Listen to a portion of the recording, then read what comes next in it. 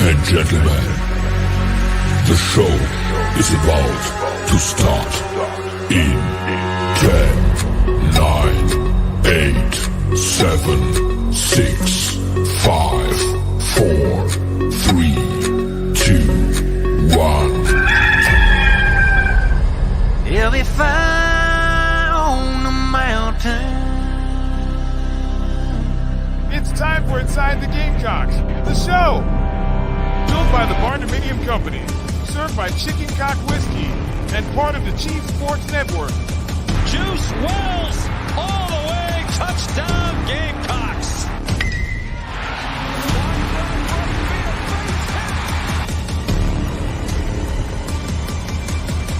Pressure, and he just dives in. Dozier, notice.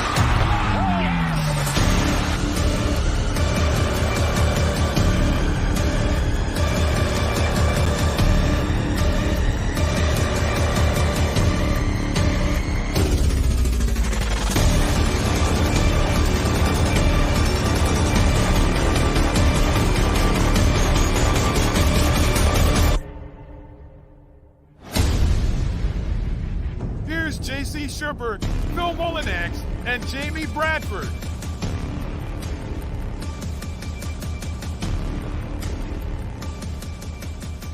All right, greetings and good morning. Welcome aboard and welcome home inside the Gamecocks, the show, live from the Signorama Studios. They are the preferred sign partner of Gamecock Athletics, and if you can look over my shoulder, that sign will look pretty good tomorrow. We'll give you a weather update, though, in just a moment. That is just some of the artwork, and it's fantastic work by Matt Vaughn and his team at Signorama in West Columbia. That is why the Gamecocks use them, and so do we. If you need a sign for a business, if you need a sign for pretty much anything, maybe you even need a car wrapped, Signorama.com. Built by the Barn Dough Co., the barndominiumco.com, building dream homes for as low as $160 per square foot in 4 states right now, the Carolinas, Georgia, and in Tennessee. If you met Alicia last weekend, you figured out quickly why they're good at what they do, because they've got good people, the barndominiumco.com. And, of course, it's a football weekend. Why not serve up your tailgate with Chicken Cock Whiskey while you're getting ready to walk into the most beautiful ballpark in the country tomorrow? That would be Williams-Brice Stadium in the capital city of South Carolina. I know I'll have it at my tailgate. I hope you will too. Chicken Cock Whiskey. You can find it by going in the Chief Sports app. Click on the Chicken Cock Challenge. Make sure you post your photo when you buy a bottle, and we're going to be sending gifts out for that soon. And then also just click the little find Chicken Cock button, and you can find a bottle near you to purchase for your tailgate tomorrow, or just to have at home if you'll be watching football from your couch. JC, JB, and Phil, we will be joined by Michael Flint, believe it or not, at noon today. He was supposed to join us last week and got an emergency work phone call. Good news, he lived through it, so he'll be here today and then the rest of the season as well to preview the final 11 regular season games and hopefully a bowl game. Carolina Falls, of course, last week against North Carolina, but looking to pick up their first win of the season against the FCS 6th-ranked Furman Paladins tomorrow night. We will preview plenty of that. We'll take a drive around the SEC. We'll make our game picks. Meredith Taylor will join us today. We haven't talked to Meredith in a while. Patrick Davis went 9-2 last week, boys and girls. And Phil tried to short me and Patrick Davis a win because we both picked Duke to upset Clemson, and he couldn't believe that we did. Go to the tape. The only thing that was wrong is I picked the Devils to win 75-3, and they didn't quite get there. With all that said, Phil, I like your shirt. I'm wearing the same one. JC, we're all representing Perry at Britain's today. And if you're going to be in Columbia, or if you are and you want to look really freaking good on game day, check these suckers out. Make sure you head to Britain's on Divine. What's up? Well, what I can say is these shirts are not only they not only look good, but they're durable. They are made to last, including when you fall off a scooter. Yeah. I was in this shirt, and you can't tell it. Yeah, So, and the blood comes right out. That's how like durable they are. Everybody's like, "Oh, they're expensive." I was like, "Well, you know what? You're going to have it for a long time." Yeah, there's no question about that. As a matter of fact, tonight is daddy-daughter date night in our home, and we are. So this is the beginning of what is probably going to be about a 10 to 11 year long training seminar in the Bradford household. And what I'll do is I'll shower and get myself looking good, and I'll leave, and then I'll come back and I will pull up to the front of the house and I'll knock on the door and I'll invite my little girls to come to dinner with me, and I'll give them some flowers and some hugs and kisses, and open the door for them and let them get in the truck and shut the door and walk them in and have the waiters treat them well in the whole 9 yards. So when they turn 15, 16 years old, and some jackass walks up to the door and doesn't do the things that dad's been doing for the last 10 or 11 years, that'll be the last time we see him. We won't have to worry about it. So I'm gonna do my best to start doing that once a month today, all the way for the next decade. So if you have any thoughts or prayers left in your bag, send them my way, please. First of all, don't make me cry. Right, I know, right? Jeez, man. Second, Well, oh no, I didn't mean it like that. I mean, it makes me. It's like that Daddy's does the country song, that "My Little Girl" by Tim McGraw, or "Mama, Daddy, taking him fishing. She's only 6 years old." Don't get mugged. That one, dude, you get all up in my feelings. But what's interesting about what you just said, I was just talking to a friend of mine. Apparently now they have prom in the fall in Columbia schools for some reason. I don't know why they have it in the fall. But weekend of the Georgia game, his daughter's going to prom. And he's like, "Why don't you come out? We'll have some ribs or whatever." He's making these ribs or whatever, because we were going to go to the lake that weekend, but that got pushed back because my trip back to Columbia got pushed back. And so I'm like, all right, well, how about when her date shows up, we reenact Bad Boys 2? Do y'all remember that scene from Bad Boys 2? I rehearse that all the time. Who laughed for you? Yeah. And then Will Smith comes around the corner with the bottle of Ripple or whatever, and he's just like, "I'm not going back. I'm not going back." Yeah. So it's kind of funny you brought that up, man. I was like, that is, it's just ironic. I was sitting there watching that about 15 minutes ago. So. Yeah, no, that's one of my favorite scenes in movies. Ever, yes. Certainly can't repeat some of it here, but I absolutely understand what you're saying. Dude. Yeah, very much looking forward to that. So my point was, I'll be wearing probably not this one. I'll probably switch to my other Britain shirt tonight because it's a nice date. We're gonna have a nice date. So that is thanks to Perry for providing my outfit. Is what we'll say there. By the way, we have 14 games to pick today because there are some. Now, I don't know what this is. Opioid dose conversions. I'm pretty sure my wife printed something out on my computer because I don't think that has anything to do with college football today. So we'll set that back here. Yeah, all right. So we have chemistry with your show today. Yeah, we before we get into some of the news, notes, and nuggets about the ball game tomorrow, and things of that nature, though, boys and girls, how about the fact that this week is an interesting week in college football, and you don't really have to go much further than the slate of games that we'll pick today of those 14. But how does this sound? Big 10 at Big 12, SEC at ACC, partial ACC at ACC, Pac-12 at Big 12, Big 12 at Pac-12, SEC at AAC, SEC at ACC, Big 10 at Big 12, Big 12 at ACC, Big 12 at SEC, Pac-12 at Big 12, Big 12 at Mountain West, SEC at Pac-12. The conferences, I like these games, guys. And there are a lot of interesting games in here, and there's more examples of that out there. That those are just some of the ones that we'll pick today, of course. But I like the fact that there's a lot of Power 5 crossover games, and And as conferences grow, as we've seen, and as conference schedules increase, 9 games, maybe 10 games, and things of that nature, we love that. We love to see all the teams in our league. I don't think that right now the SEC, I think they've done a pretty poor job for a long time at making sure that everybody gets around to seeing each other, especially for kids who spend 3 and 4 years at a school and they don't get to play in some of these campuses. That's a sin. But I don't want games like this to go away. And I think these are really unique weekends in college football.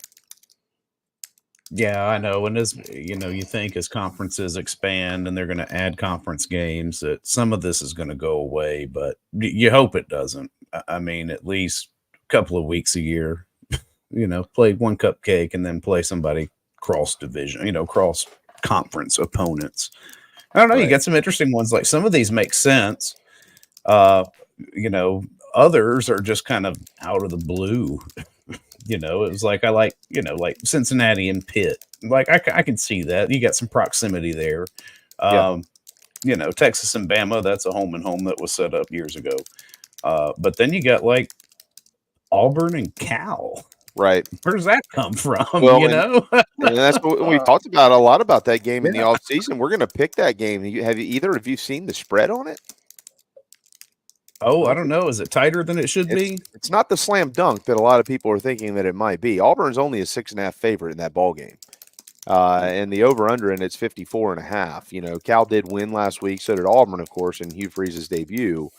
And for those that are wanting to see what could happen out there in Berkeley, you get a chance because it won't kick off until 10:30 tonight, essentially around the time that the Carolina game is ending, if you, of course, will be either at or watching that ball game. So, yeah, ESPN has Auburn and Cal at 10:30 tonight. Fox has Stanford and Southern Cal. Southern Cal is going to beat the brakes off of Stanford. So if you're looking for a late night game, that's probably the one that you'll want to watch, or the Tigers taking the trip out west. I said this. I agree with you, Phil. Why play the game? Why play that series? You're Auburn. You don't need it. You don't need it. Yeah. I tell you this. I would love to be at the tailgate. Yes. I said it on JC and Morgan yesterday, maybe during the power hour. Those Aaron Tuscaloosa. Those guys, man, they're going to be sitting there going, War Eagle. What's the? There's a man taking a dump by the tree over there with looks like a hippie. My goodness, dude, it's almost as good as my dream when they were talking about having the college football playoff championship game in Minneapolis. At that time, Auburn and Alabama were really good. So it's like conceivably, we could have an Auburn-Bama matchup in Minneapolis in January.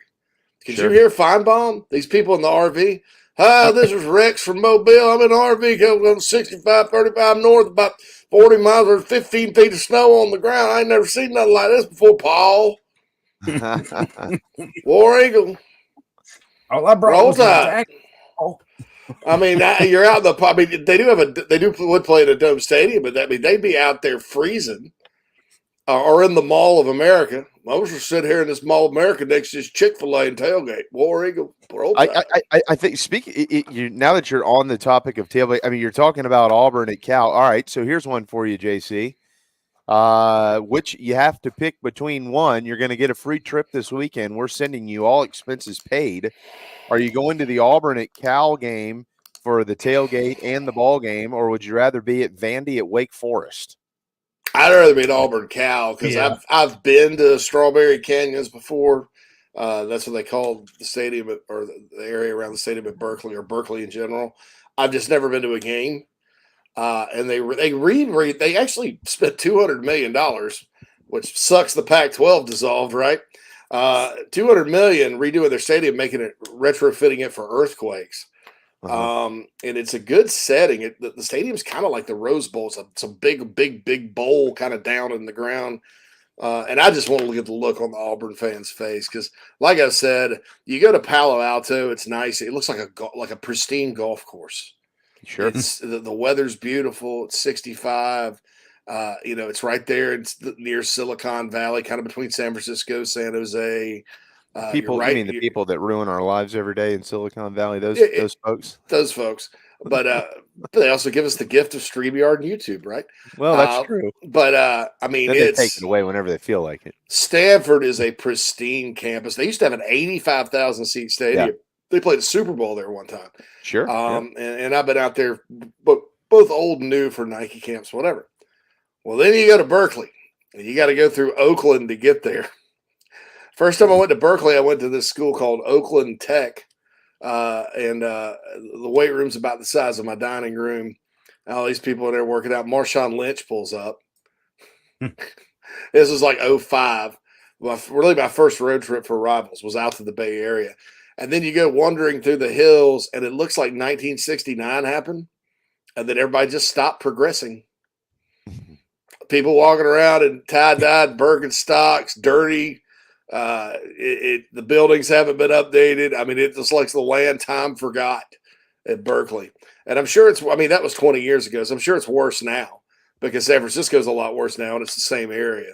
So I'm just looking forward, very much so looking forward to the Auburn. I mean, Auburn, think about that. That's a culture clash right there. I was like, that's going to be hilarious because they're going to get out there and find a spot on campus and start tailgating. And, one of them's going to accidentally drop a beer can on the ground and they're going to get fined by the environmentalists. That's a good point. One of them's going to have a plastic straw drinking their martini or whatever, or their goose and water, and they're going to get fined. Fire up a grill and get fined for emissions. There's going to be a daggum protest because they're cooking meat. Yeah. Oh my God. That could happen too. I mean, that may be the weirdest outside of Texas A&M showing up out there.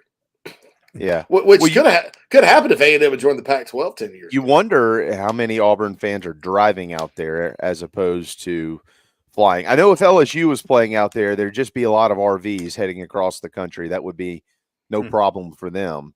Auburn doesn't have quite the caravan that the Tigers do when it comes to the RV crowd, although they have a large one. Hats off to Auburn fans; they're tremendous. But yeah, it's going to be an interesting atmosphere. There's a lot of interesting games being played this weekend, JC, and we're going to get to pick them, and we also will get to talk about the debut of the much anticipated CW Network tomorrow night at 6:30 from Pittsburgh, Pennsylvania, as they welcome the Bearcats of Cincinnati to town to take on Pitt.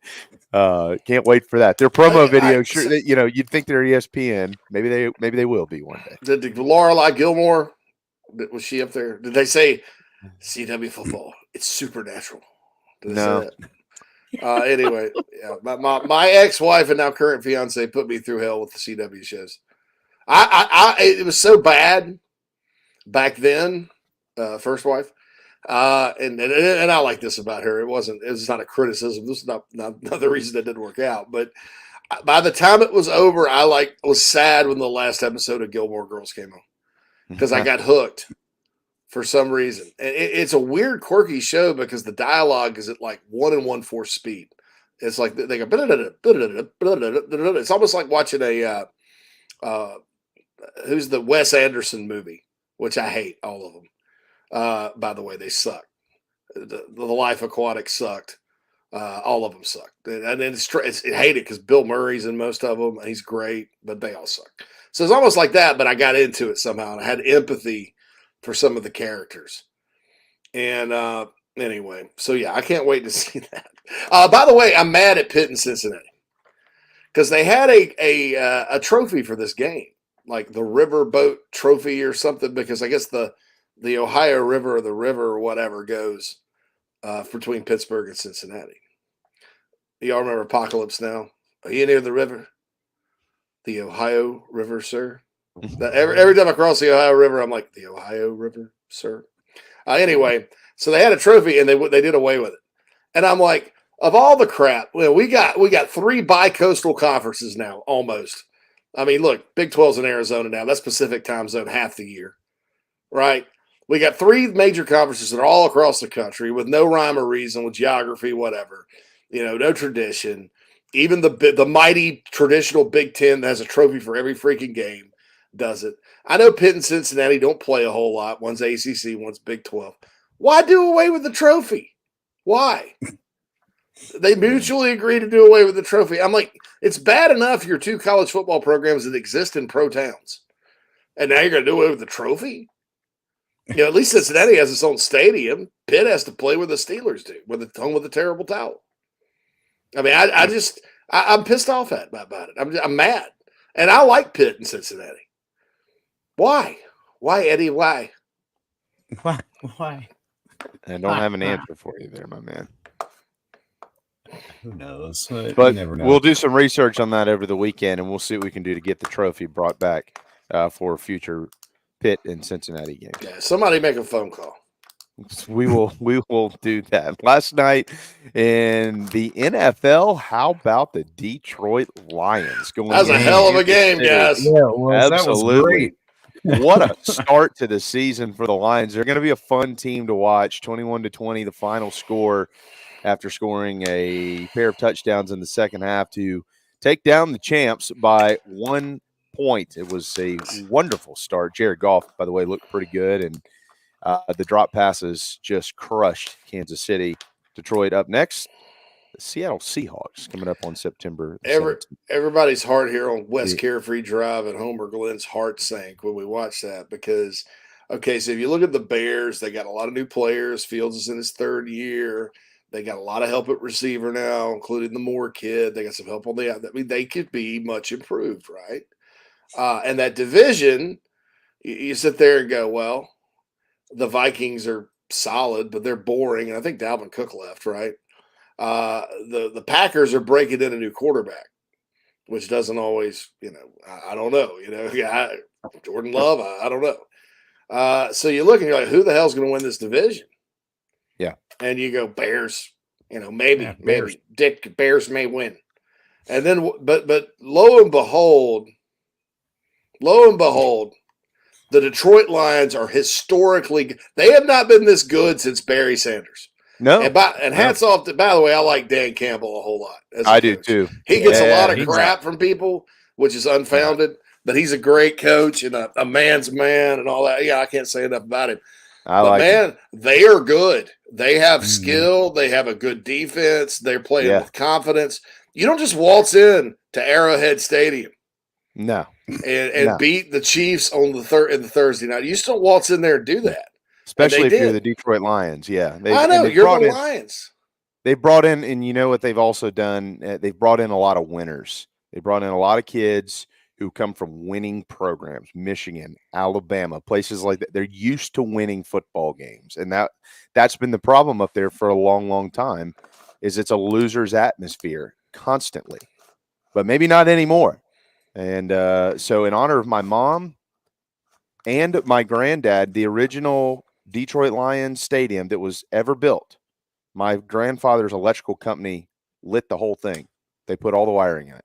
So, nice. So go Lions. I've been a closet fan, but I haven't been able to tell anybody that for a long time because they suck and nobody cares around here. But if they're good this year, we'll be watching them every Sunday. Also last night in college football, just one game, Louisville now 2-0, 4 games shy of heading to a bowl game this year, 56-0 over Murray State. I think Louisville's going to be really good this year, guys. After watching them get up off the mat against Tech. Jack Plummer's a good quarterback. Their offense is explosive. Jeff Brom, obviously, very good play caller. He's home.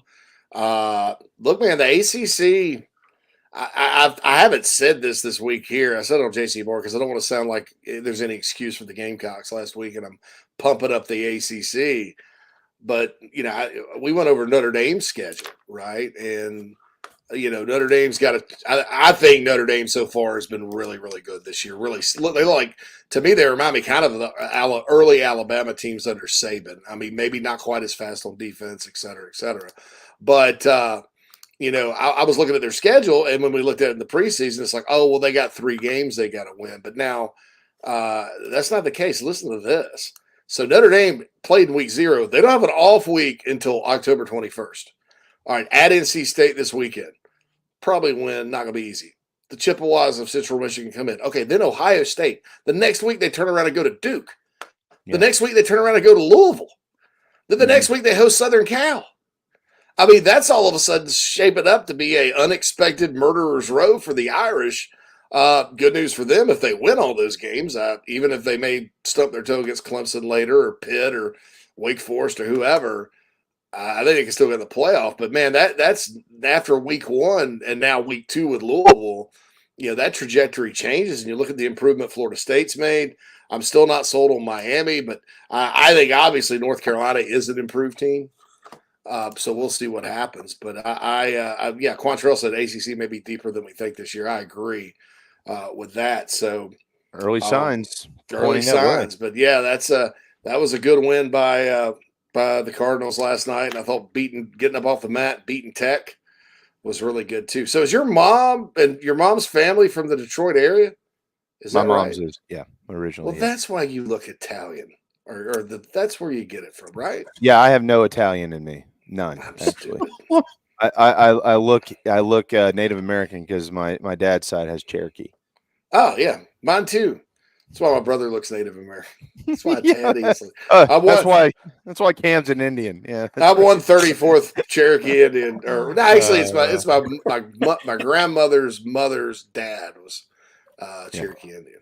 Okay, well I didn't know that because I knew there's a lot of Italian people in Detroit. So anyway, we're not anything Italian. Motor City, baby, that's cool. You know who else is a Lions fan? Axel Foley from Beverly Hills Cop. Well, that was fantastic Friday morning news. All right, we need to step aside. When we return, we'll get into the Gamecocks. We'll set the scene for what's to come at Williams-Brice Stadium tomorrow night, plus a look at some of the Friday night matchups, both in high school and college football. And then we'll take a drive around the SEC.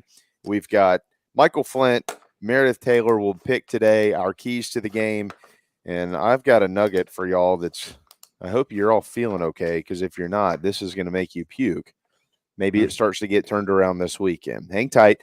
Inside the Gamecocks, the show, it's part of the Chief Sports Network, and the Chief Sports Network is proudly presented by the finest vodka you can find, Dixie Vodka. Get some. It's the weekend. We'll be right back. Chicken cock originated in Kentucky, like so many other bourbons. And so the resurrection of it, Paris, Kentucky, that's the county seat of Bourbon County. So much of this whiskey was being made in that Bourbon County, put on ships and barges and shipped down Ohio, down the Mississippi, and got to New Orleans, where it got distributed all over the world. And people kept saying, well, hey, I want some more of that whiskey from Bourbon County. And so that's how bourbon whiskey got its name. And chicken cock originated actually in Paris, Kentucky, which is today Bourbon County. If you're in the upstate of South Carolina and are in need of residential real estate services, Cindy Bass Searfoss of Caldwell Banker Kane is for you. Ask her about the village at Creekside, all of her listings in my hometown of Spartanburg, South Carolina, right there on Daniel Morgan Avenue, married to a lifelong Gamecock fan.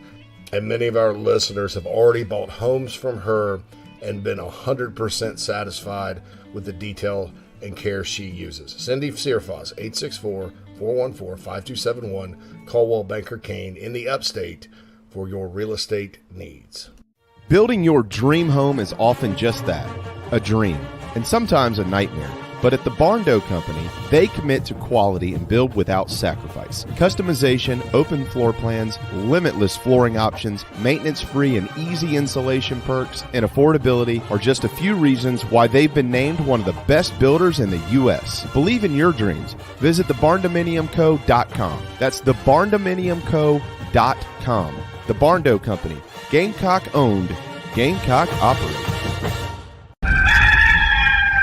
Hey everybody, this is Mo Copper from Carolina Football. The show is painted garnet black every day by a couple of painters. Go to letmepaintsomething.com to check them out. Go Cox. 10% off for military repeat customers or mention the show. Interior, exterior painting, fencing, cabinet staining, concrete painting, popcorn ceiling removal, and more. 803-522-6832. Letmepaintsomething.com. The preferred sign partner of Gamecock Athletics is Signorama Columbia, and they should be yours too. A full-service sign company that handles design, production, install, and service, Signorama Columbia has helped to bring to life the perfect vision for so many all across South Carolina. Owned and operated by proud Gamecock alumni, they can handle all types of signage, including interior and exterior, vehicle graphics, and more. Go to Signorama.com and find the West Columbia location, or call them at 803-407-9284. Bring your brand to life with Signorama Columbia, and go Gamecocks!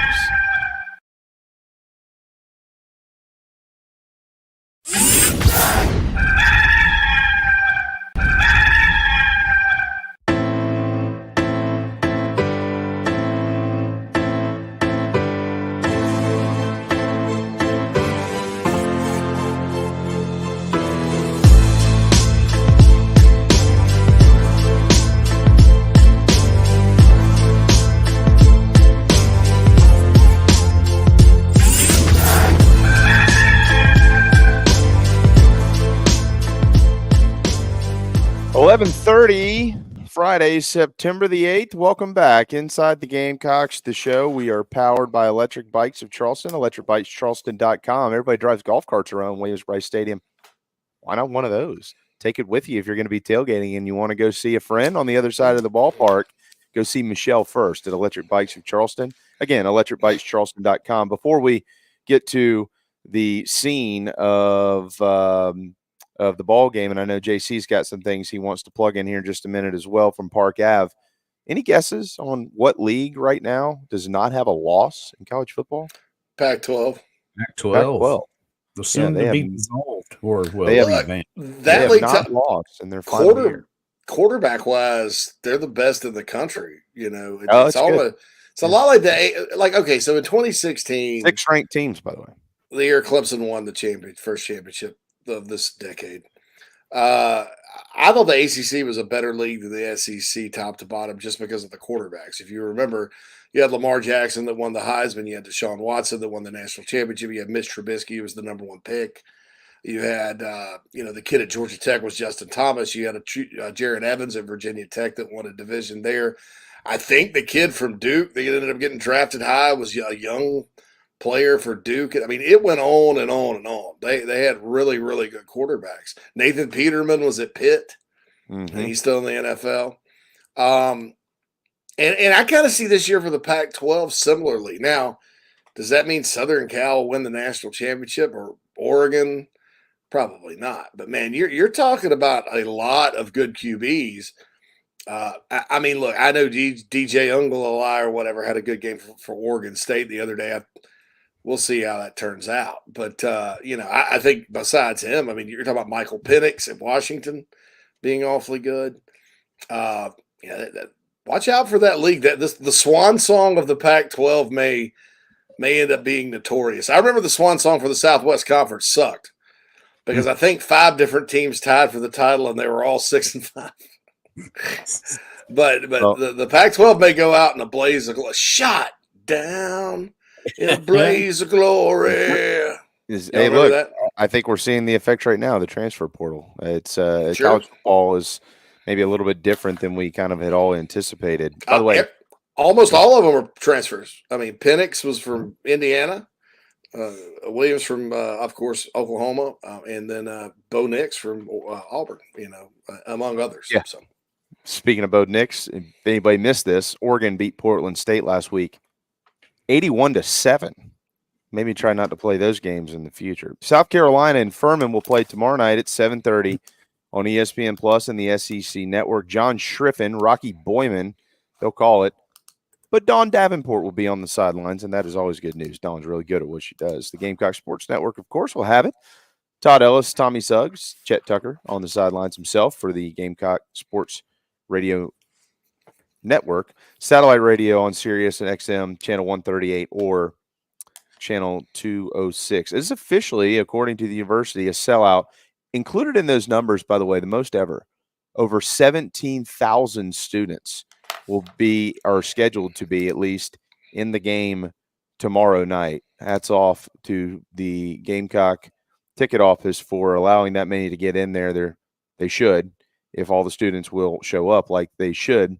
Will they is the question. Weather could be a hindrance in that. By the middle of the afternoon, you're talking about around 83 degrees, but a 70% chance of thunderstorms.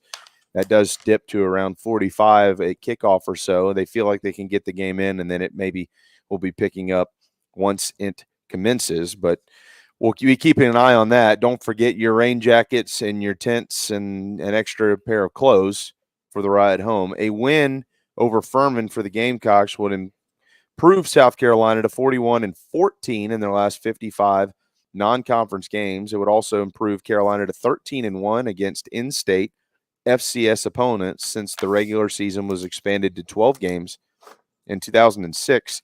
It would improve Carolina to 37-6 in their last 43 games at home against non-conference foes. And South Carolina would also go to 53-4 against teams not currently in the Power 5 conference since the turn of the century. The Furman-Carolina series is interesting. JC, I know you know all about this. Phil, you live up there around the Paladins. I know you know all about this as well. This is actually the 50th meeting on the gridiron between the two programs. The series dates back to 1892, and you look at it and you go, well, now wait a second here. What? Carolina's just 28-20-1 all time? They're only 15-8-1 in Columbia? Times have changed in the last 130-plus years. The teams have only played twice since 1982. That doesn't make a lot of sense, does it? They're not far apart, but just twice since 1982. Both of those wins for Carolina, 38-19 in the SEC East clinching season of 2010 and 41-10 in 2014. Dylan Thompson, of course, had a big game there. He had a big game in every game he played that year, setting the passing record. But Spencer Rattler is going to attempt to break this season. Carolina has won 13 of the last 14 meetings between the two Commonwealth State programs. That dates back to 1950. So only 14, now 15 contests in the last 73 years between these two programs. Every one of those wins has come by double digits. Furman's only win since 1949 came in 1982. So they don't play often, guys, but when they do, at least in all of our lifetimes, Carolina has taken care of business. And one other note here, I mentioned it last week. We have not mentioned it this week, but it needs to be mentioned. Xavier Legette blew the doors off of South Carolina's record. The most receiving yards in a season opener in the history of the program was set in 1984 against the Citadel by the great Ira Hillary. No more. Xavier Legette last week, 178 yards. He topped that by 32. So hats off to the Gamecocks, one of the top wide receivers in the program. Xavier's got 16 catches in the last two games. Looks good. I mean, really, you talk about player development. That's been a topic this week. There's an example. I mean, this guy's gotten better and better and better and better. Injuries kind of slowed him down early on in his career. He's shown the knack. And I think it goes back to that winning touchdown he caught against Vanderbilt, I think, in 2021. His confidence since then has started to really slowly but surely get there. I mean, you guys notice even last year when he didn't play a whole lot, and our man Tim Frisbee on Twitter, Pops, we all know and love him, he mentioned he thought he was maybe a little underutilized last season. And I'd have to go back and look to see if I agreed or disagreed there. But you went through the season, and you turn around, and every time you turn around in the game where Juice is doing his thing, or Josh Van, or Jalen Brooks, or whoever, you turn around and all of a sudden Xavier Legette makes this wow catch out of nowhere. He had the 100-yard kickoff return, so that gives him more confidence. Nobody in the program worked harder than Xavier Legette this offseason either. Nobody. And it was obvious when you saw his pictures of working. We saw him in April. He didn't look like the Incredible Hulk then. He looked like Julio Jones then. He looks like Julio Jones now. I mean, so I think if Juice has got to get back, man. You can't have one of these years where again, this happens at Carolina sometimes. A guy's a breakout season. He comes back, and especially receiver, it happens quite a bit. Comes back the next year, just not quite as good. Even Sidney Rice between 05 and 06 Sydney's always pretty good, but in 06, just a little bit different, Zola Davis was like the big freshman year, kind of fell off after that. Jamrell Kelly, big freshman year, and then good as a senior, right? South Carolina, now Alshon Jeffrey was great the whole time, and a lot of the other ones were too. South Carolina needs Juice Wells to be good. This can't be he was great last year toward the end, and then he's just kind of he doesn't put up the numbers this year. They need Juice back, full speed, ready to roll, and you start thinking about the combination of him and Xavier and the tight ends, and then Amarian Brown. I went back and looked. He needs to be more clutch and catch that pass that he dropped. But he did make some good plays like that we're not accustomed to him doing, especially on the screen where he took it and accelerated and darted up, and he did it a couple of times. Mm-hmm. So keep getting that out of Amarian. Amarian catch the ball when you get an opportunity. Spank my butt and call me Susan. I think Luke Doty's going to end up catching a lot of passes for this team this year. I do too. I don't know why that bothers so many people, though, JC. I don't either. I don't understand it. I thought he looked really good. I thought he was really, really good at receiver. And I also think this. I think Nick Harbour is going to come on and make some plays because if you kind of read between the lines what the coaches say, they're like, we need to get him back. We need to get him back. So, you're starting to kind of look at a pretty good receiving core wants to get back full speed. You just got to fix the other stuff, Passing game can be pretty good, and you mentioned the Furman series. I did want to add this little nugget. The very first football game in South Carolina history was in Charleston, yep, against Furman. I think Furman had a team for about 6 years in the Gamecocks. It was 44-0 Paladins. So let's go get some revenge for 1892. Yeah. We don't want to see that again. A 44-0 Paladin win tomorrow night. We might as well turn the lights off. How about we got to go back to? You got to get a time machine to go back to 1892. I think wasn't Clemson founded in 1890? So Clemson was a little baby school at that time. Yeah, I think they're 1890s. Right. When they. We don't need to get into why they were founded or any of that. That's right in that wheelhouse for why you would start that. I want to real quick here too. I want to capitalize on what Phil was saying. Phil, I totally agree with you. I feel like there are those who look on and talk out of both sides of their mouth. They cannot believe that a guy like Luke Doty would be playing wide receiver, and then they also talk about the fact that not everybody, but you hear it from time to time, of course. Justin Stepp, he just hadn't impressed me much. Wait a second. He's just took a backup quarterback and made him one of the better wide receivers on the team. I'd say it's pretty good. That's number one. Number two, those are also the same people that really want to see Lenore Sellers play. Well, if Luke Doty's playing wide receiver, you don't think that might make things a little bit easier for Sellers to get on the field? So, it's Sellers is for Doty to be an excellent receiver. And think about it the next level.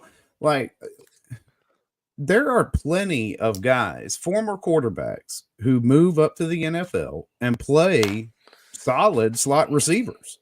No doubt, tons of them. And there's another one from Horry County. Luke's was one of their rival schools. Myrtle Beach is like Georgia. Myrtle Beach High School. They have a lot of rivals: Conway, North Myrtle, Socastee. Well, the quarterback at Socastee was one Hunter Renfro. All right. Yeah, absolutely. All right. Well, like Nick Saban. All right. I just I thought he looked really smooth and good.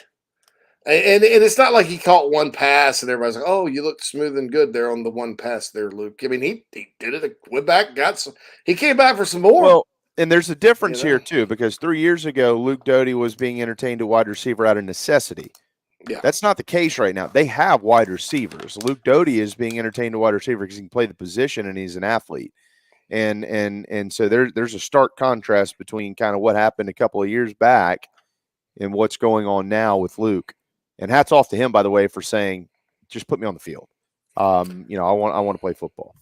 Yeah, I want to correct Corey here. A freshman got all the NIL funds just for Doty to play over him. That's not true. I don't know who you're talking about. Are you talking about Nick Harbour? Nick's shoulder was in a sling for most of the preseason. That's A. B, they play different positions. Nick's an outside receiver that they move in sometimes. as a split tight end. Luke is a pure slot. So if you're talking about Luke versus Eddie Lewis or Amarian Brown, that's a valid comparison. Also, Nick Harbor, and I read this today, and this drives me crazy. Maybe that should have spent NIL money on Nick Harbor and should have given somewhere else. Jesus. Guys, He just number one, the straight cash deal. Everybody thinks Oregon was giving him this Nike deal. That wasn't true. It was their collective. Phil Knight's a part of it, but he wasn't going to be in the bump bump bump bump bump bump bump bump bump bump that commercial, the Nike commercial. He wasn't going to be the Nike commercial, and Nike had nothing to do with it, other than Phil Knight. Okay, that was number one. There was just a wad of cash on the table, and it's track and field heaven. That's A. So South Carolina they couldn't do that, right? That's A. B, the vast majority of what Nick Harbor gets NIL-wise, or at least a good chunk of it, comes from Park Avenue, and they're like legit deals from brands that would have given him an NIL deal probably anyway because of who he is on the track and the fact he's a future Olympian. So let's not let I saw too, JC, right there from Nike. Yeah, I mean let's not act like South Carolina blew a wad of money. I mean, I know who the guys are that get a pretty penny, and I'm not going to tell you. You could probably guess, but it wasn't Nick Harbor. I mean, I'm saying right now. I mean, just that kind of stuff's damaging to the program because what if Nick Harbor reads that, man? He's got work to do to be a really, really fantastic player at South Carolina or anywhere. You know, you start fostering this jealousy or like, well, maybe they shouldn't have gotten him after one freaking game when he's been hurt for half the preseason. Are you kidding me? I mean, I'm not getting on you, Corey, because I've seen it from other people. It's unbelievable. Come on, guys, wake up. You know, let's not lose our collective minds over one loss. Okay, the mascot is a rooster. Okay, that is a fact. Let's not act like chickens in the barnyard, though, and hens. We're acting like a bunch of hens. And just BS vomits coming out of people's mouth, and they're typing on the keyboard. I mean, look, I'm Sunday night, Saturday, I'd have probably had some vomit for you too, but it bothers me too. But man, let's not get insane. Come on, man. I mean, like I said, what if Nick Harbor read that? Oh, well, the fans don't think. I mean, after one game where I've been hurt most of the preseason, they're saying I got beat out by this guy and I'm hogging all the NIL money. And somebody said, well, maybe they should have spent it elsewhere. It's not an either or. It's not an either or. And why in the world would you not want Nick Harbor? He was number one on Feldman's freaks list. I mean, and who said that Wells and Harbor can't be on the field at the same time? They are. I know. I mean, that's like, since he's his backup, he's not necessarily backup. You utilize 3 wide receiver positions. Corey, I never even said Wells and Harbor can't be on the field at the same time since he's his backup. You have multiple outside receivers, bro. I mean, have you not seen there's one on one side and one on the other, and sometimes they do 4 wides, right? Sometimes they have 5. And sometimes the tight end lines up outside of the wide receiver. I mean, it's funny how this game works. Yeah, I mean, dude, those are called formations. Come on, Corey. Corey, you're awesome, man. You're one of our best chat boxers. Don't go down this road. I know you're frustrated, hurting like everybody else. Let's not get. Let's stop. Stop. Y'all ever seen that movie? Which, by the way, Run? Hats off to Corey, by the way, because he's got the name of one of my all-time favorite wide receivers, Corey Bridges, who played at South Carolina. Speaking of speed, and, Corey Bridges was fast. That was before Harbor. He's probably one of the fast. He and Troy Williamson, probably 2 of the fastest. Corey Bridges had some big plays in his career that helped a lot of people around here. Marion, there you go. Is that the Corey that played wide receiver with Tannehill? You got that right. Yeah. There's no doubt about it. All right, we got to go to break. We'll take a drive around the SEC when we get back. Michael Flint ahead in 10 minutes as well. Hang tight. Inside the Gamecocks, the show teed up by travelingcountryclub.com. The cool air's coming. Play golf, play golf, play golf. We'll be right back. Electric Bikes of Charleston offers the most fun you'll ever have on 2 wheels.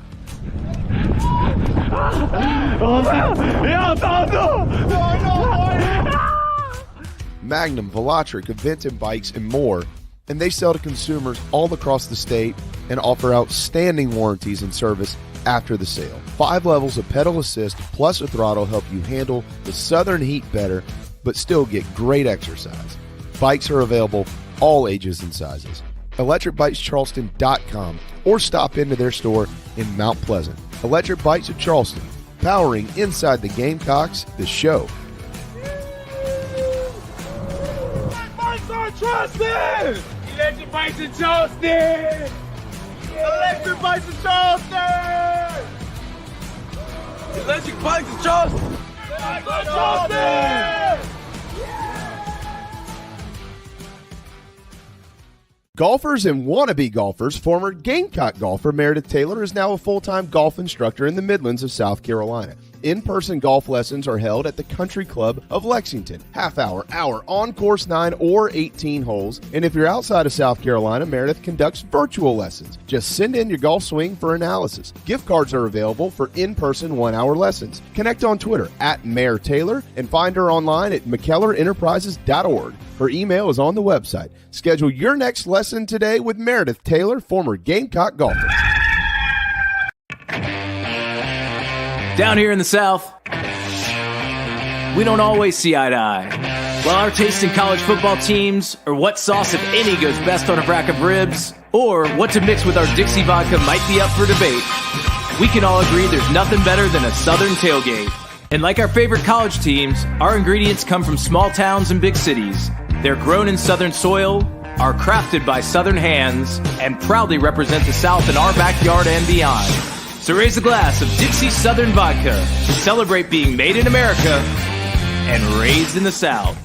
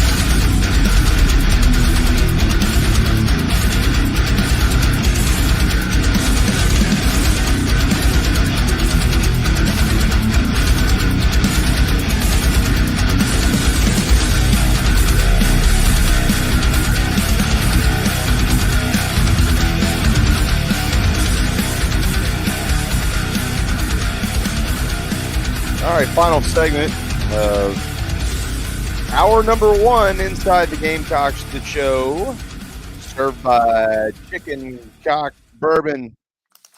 Can't wait to have a nice glass of that tomorrow when we get to Columbia. There will be glasses of Chicken Cock, more than likely being served all around the country, though. It's a very popular brand, and it is absolutely fantastic and delicious. That is not a lie. If you haven't tried it yet, you should. If you buy a bottle, make sure you go to the Chief Sports app and post it in the Chicken Cock Challenge. Elsewhere around the SEC, Vandy is at Wake. By the way, don't miss it. The game kicks at 11 a.m. tomorrow on the ACC network. 11 a.m. is the kickoff for the Brain Bowl in Winston-Salem, North Carolina. I don't know about Brad. I'd say the classic. Well, they're all smarter than me.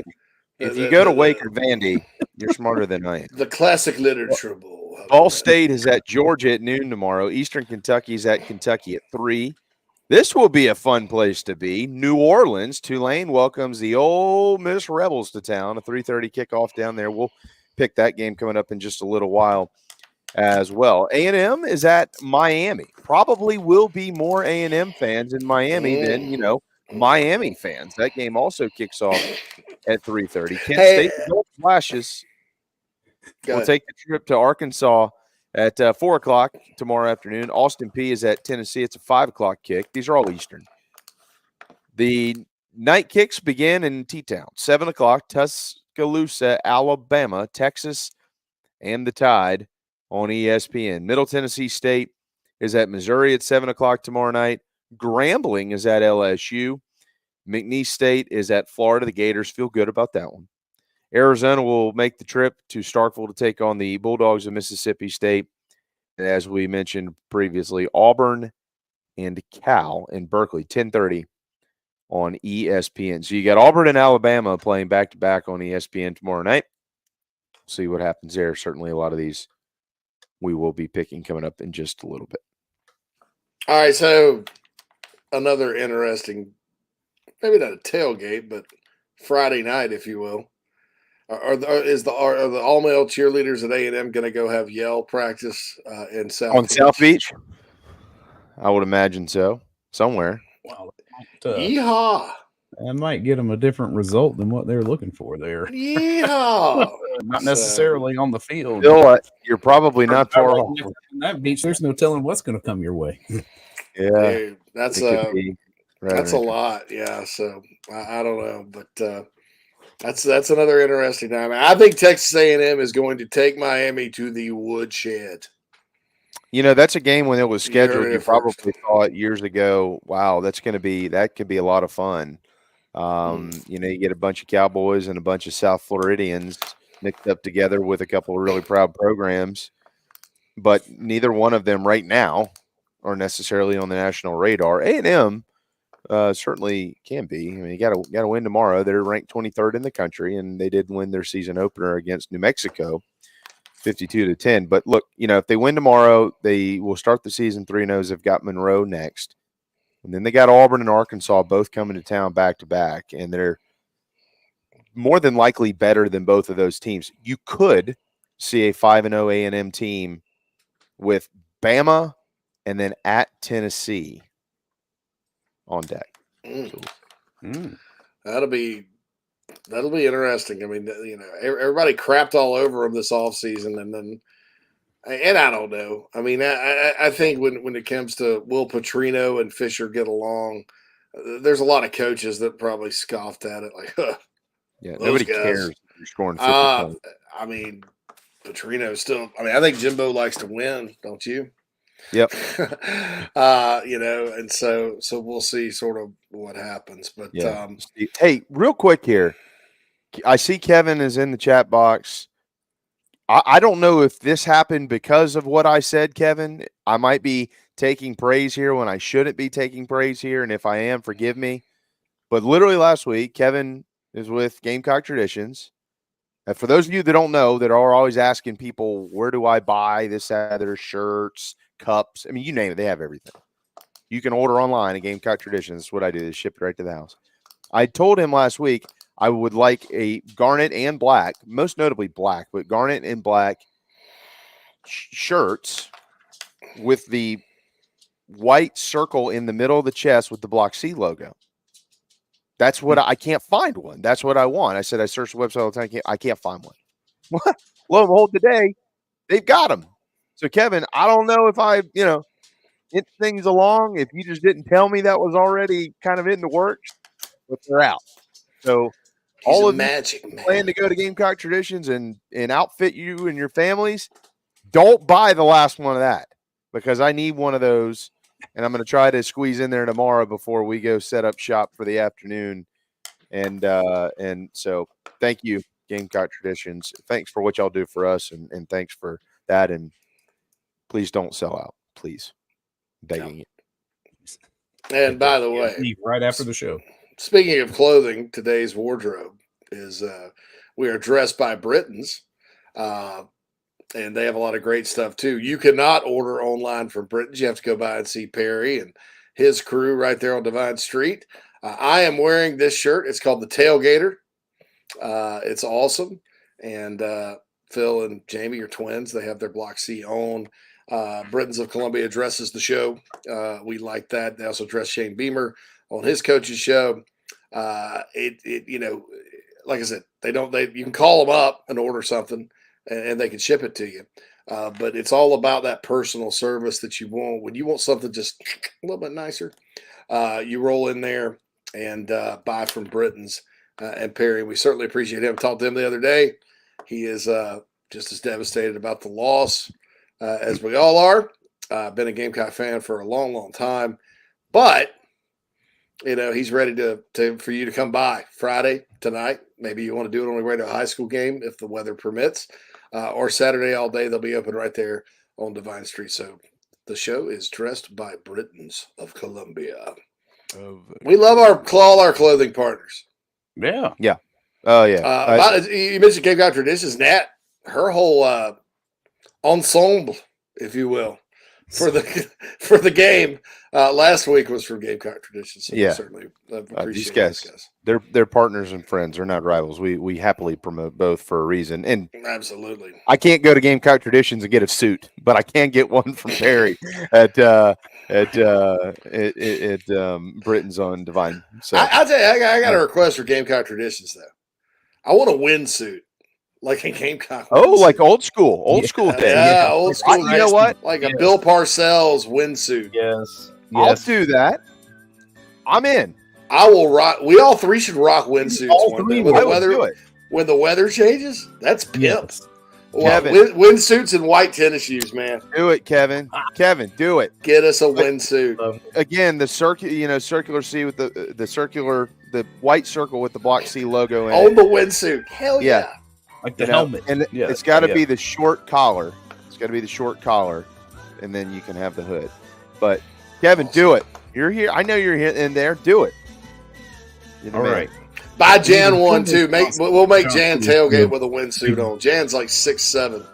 By the way, Jan's a lot taller than I'd figured. Of course, I heard that all Saturday, too. Jan's going to be building a barn dough, and I hope I didn't give away too much there. I did inform Alicia, make sure the doors are tall. Because I don't, you don't want to screw that. By the way, thanks to my fiance Nat, she did pop in the chat box earlier. I'll get in trouble if I don't mention her. Look at it, Daddy. I have 3 windsuits from the 90s. Well, look, here's the good news. Kevin they're on it. Seriously, I'm like, let's do windsuit Wednesday. Yeah. Okay. Well, it's got to be cold, man. I don't want to be sweating my rear. Oh yeah, when the weather changes. I mean, November probably. Yeah.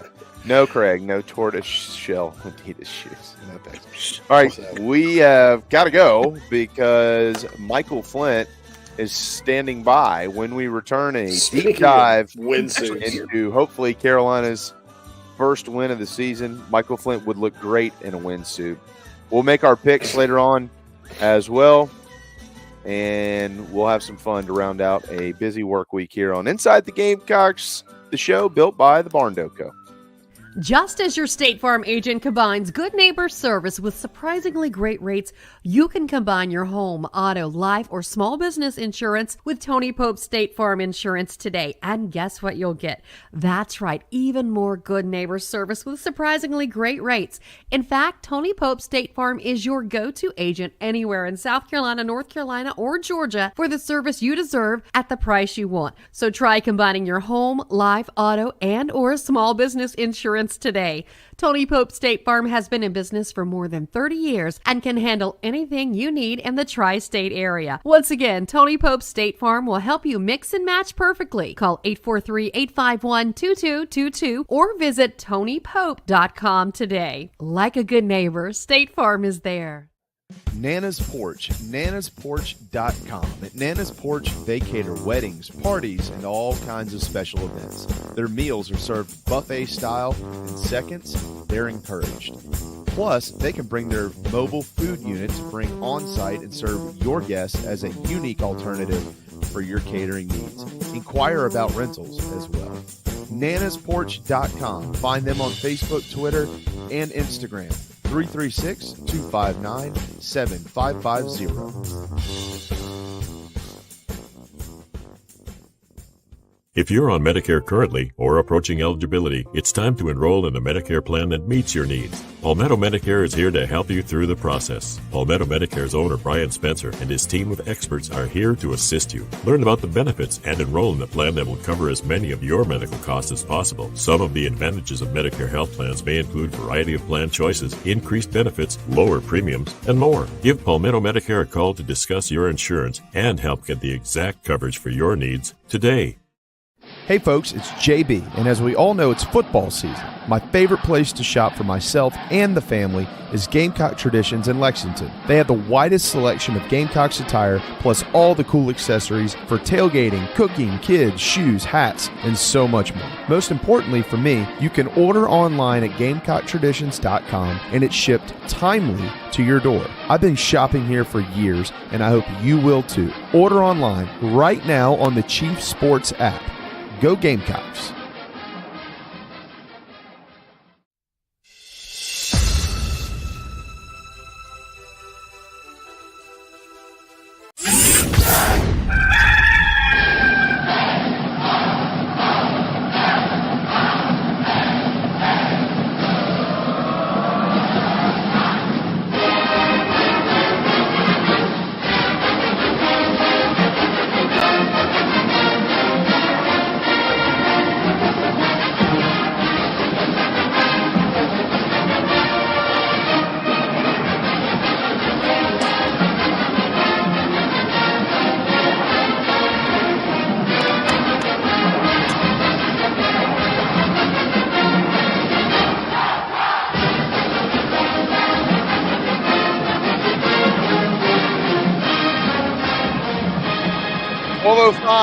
Final hour of the work week. Welcome back inside the Gamecocks, the show served by Chicken Cock Whiskey.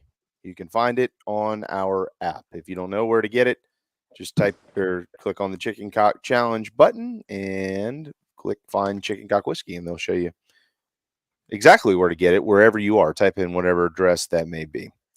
Meredith Taylor coming up to the end of the program. She'll be our guest picker today. Last week, Patrick Davis was 9-2. I was 8-3, and Phil and JC are bringing it up the rear. So they're going to try to kick it into gear this week and see if they can't get a little bit closer. Neither one were bold enough to pick Duke last week over Clemson. Patrick Davis and JB were, hence the record. How about step to the rear? Carolina is here. Would you like a glass of cheer wine? Maybe I'll have a beer. I think that maybe sometime this year. You are auditioning for the next Happy Gilmore movie, which hopefully they don't ever attempt to remake. You can't without Bob Barker and the dude that was what's his name? Oh God! Shoot, come on. Who are you talking about? Shooter McGavin? Shooter McGavin, and then the guy that played Apollo Creed. Oh yeah. He lost his arm. The alligator eventually ate his whole. He's dead now, according to the movie. So you can't. Yeah, you can't move. You can't go on. Fell out of the window and died on impact. They're smiling. All right, like her. Michael's been kind enough to actually join us this week instead of us promoting it for 4 days, and he just decides to take a nap while we're all working our ass off. But that's okay. I'm just kidding, Mike. 6th ranked. What he didn't want to see was me hanging out in his condo last week while he wasn't there, and I don't blame him.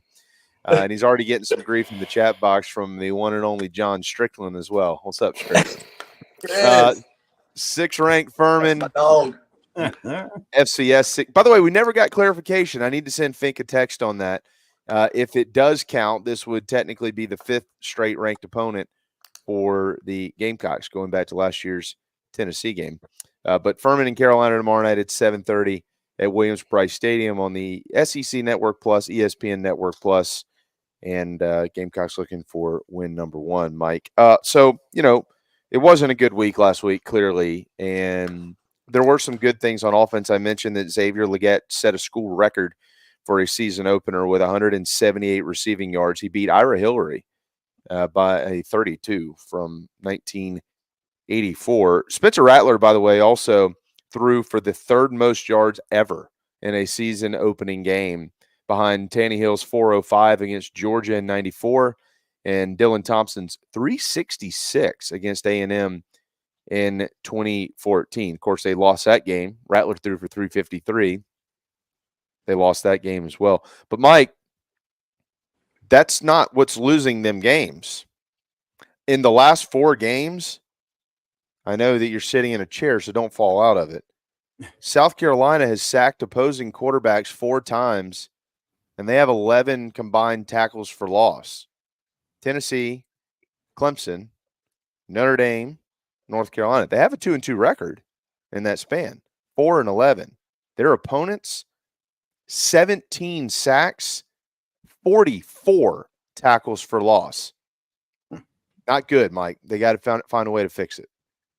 Yeah, I mean, you look at it from both sides of the ball. I think, a lot of, especially what happened, against North Carolina was, it was first down was tough.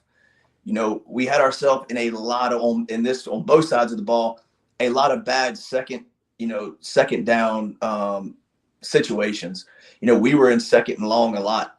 North Carolina had a lot of success on first down. And I think that's where you can see the difference in these ball games is, when we're able to have success on first down on both sides of the ball, and put from a defensive standpoint, be able to put, the opposing offense in more predictable situations, it opens up that ability to rush the passer a little more aggressively. When you're in those second short, second medium situations, it's a lot tougher to really, for a defensive guy, especially on the edge, to be able to pin his ears back and really get after the quarterback unless you have a blitz of some sort on to get pressure on that quarterback. But you also really have to maintain gap integrity as well. And I think from an offensive standpoint with us is being able to have a lot more success on first down to being able to put us in less predictable second or third down situations. And, a lot of that is, it's not entirely on the offensive line. And looking at that, I know the offensive line had its moments.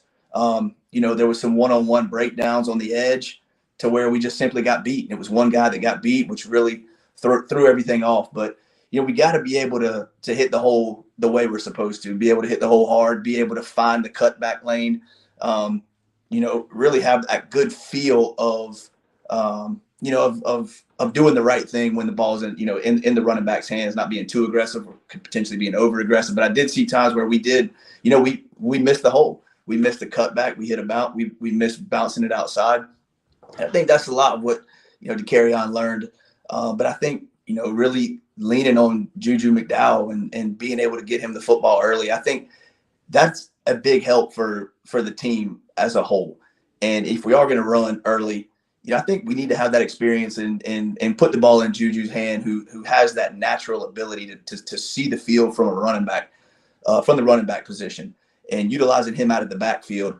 But I did like the way that we used the pass as an extension of the run. I've always said, Coach Holtz and Skip were always really good at, quick receiver screens to the outside when you have a numbers advantage. Take advantage of that. Those are simple plays and being able to utilize those as an extension of the run. But, I think we could have helped the offensive line out more in getting comfortable with using more quick game. I would have liked to see a little more of that, knowing that when we were struggling up front, when guys were losing one-on-one battles, and it was a little more consistent, utilizing that quick game on first down to try to get, 4 or 5 yards to put us in positive second down situations. And from the defensive side of the ball, the one thing that I noticed is North Carolina always fell forward running the football. They always had positive plays. The offensive line always had push, but the running backs always fell forward. And, whether it was a short gain and we potentially had a tackle for loss, it seems like they fell forward for 3 or 4 yards. And so it's tough on a defense, when that is happening. But I think the main thing is really just getting push on both sides of the ball and being in and putting ourselves on both sides in less and in less or more predictable situations on second and third down that can open the playbook on both sides. Really defensively, when you can pin your ears back and get after the quarterback and they're going to throw the ball, it makes it a little easier. But a lot of people, it's tough, and you don't realize that you can't just pin your ears back on every play and just get after the quarterback. When you got a guy like Drake May who's got athleticism, if you get a defensive end screaming upfield and trying to get to the passer, all that tackle is going to do is just kind of is just push you out the way, and it leaves a wide open run lane for him or for the running back that really puts those linebackers and safeties at a disadvantage. So there's a lot that goes into it. I think a lot of it has to do with down and distance situations. Dowell Loggins said is basically what you just said earlier this week, and the fact that there are extensions of the run game that they do need to probably look into utilizing. I want to ask you about something. I saw this week, and I will give credit where credit is due, and I haven't done a ton more research on it, Mike. You are we were talking earlier about former quarterbacks turned receivers. This was the first guy to really do it. Just in case anybody was wondering, if it wasn't for a couple of broken collarbones, Michael would have been an All-American, and he'd probably still be in the NFL. But Mike, I saw on the Big Spur the other day, and this kind of came every once in a while. You get somebody that knows a little bit of what they're talking about, and they posted some photos of Spencer Rattler and his footwork on run plays versus pass plays. Now, I don't know how much truth is in that, and if it's something that was we heard earlier this week, North Carolina discussing about some of their players, they knew what was happening in this, that, and the other. It's all scouting, Michael. You've been in the college locker room for 5 years. You know what that looks like. But is that something that's looked at? Are analysts and coaches, do they pay attention? What are they paying attention to try to pick up on those little habits that maybe do tip off a defense as to not necessarily the play that's coming specifically, but whether it is a run or a pass? Is that something that is common in quarterbacks? Little things, footwork, shoulders, hips. What are you looking at there to maybe try to pick up an advantage? I think from a footwork standpoint, it's a little bit tougher because as a defender, if you're looking at their feet, we got problems already.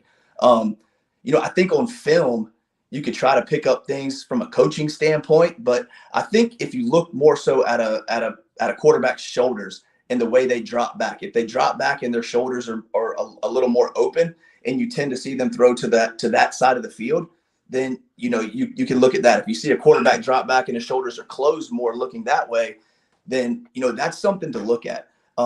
That's something that can really tip off a defense. But I think, and that really goes back to where your head is, where your eyes are, where you're looking. Can you see? Are you looking at the whole field, or are you looking at half the field? And if you're looking at half the field, do you consistently throw it to that half of the field? Are you not surveying everything? I think from an offensive standpoint, I think that quote might have come from the North Carolina linebacker.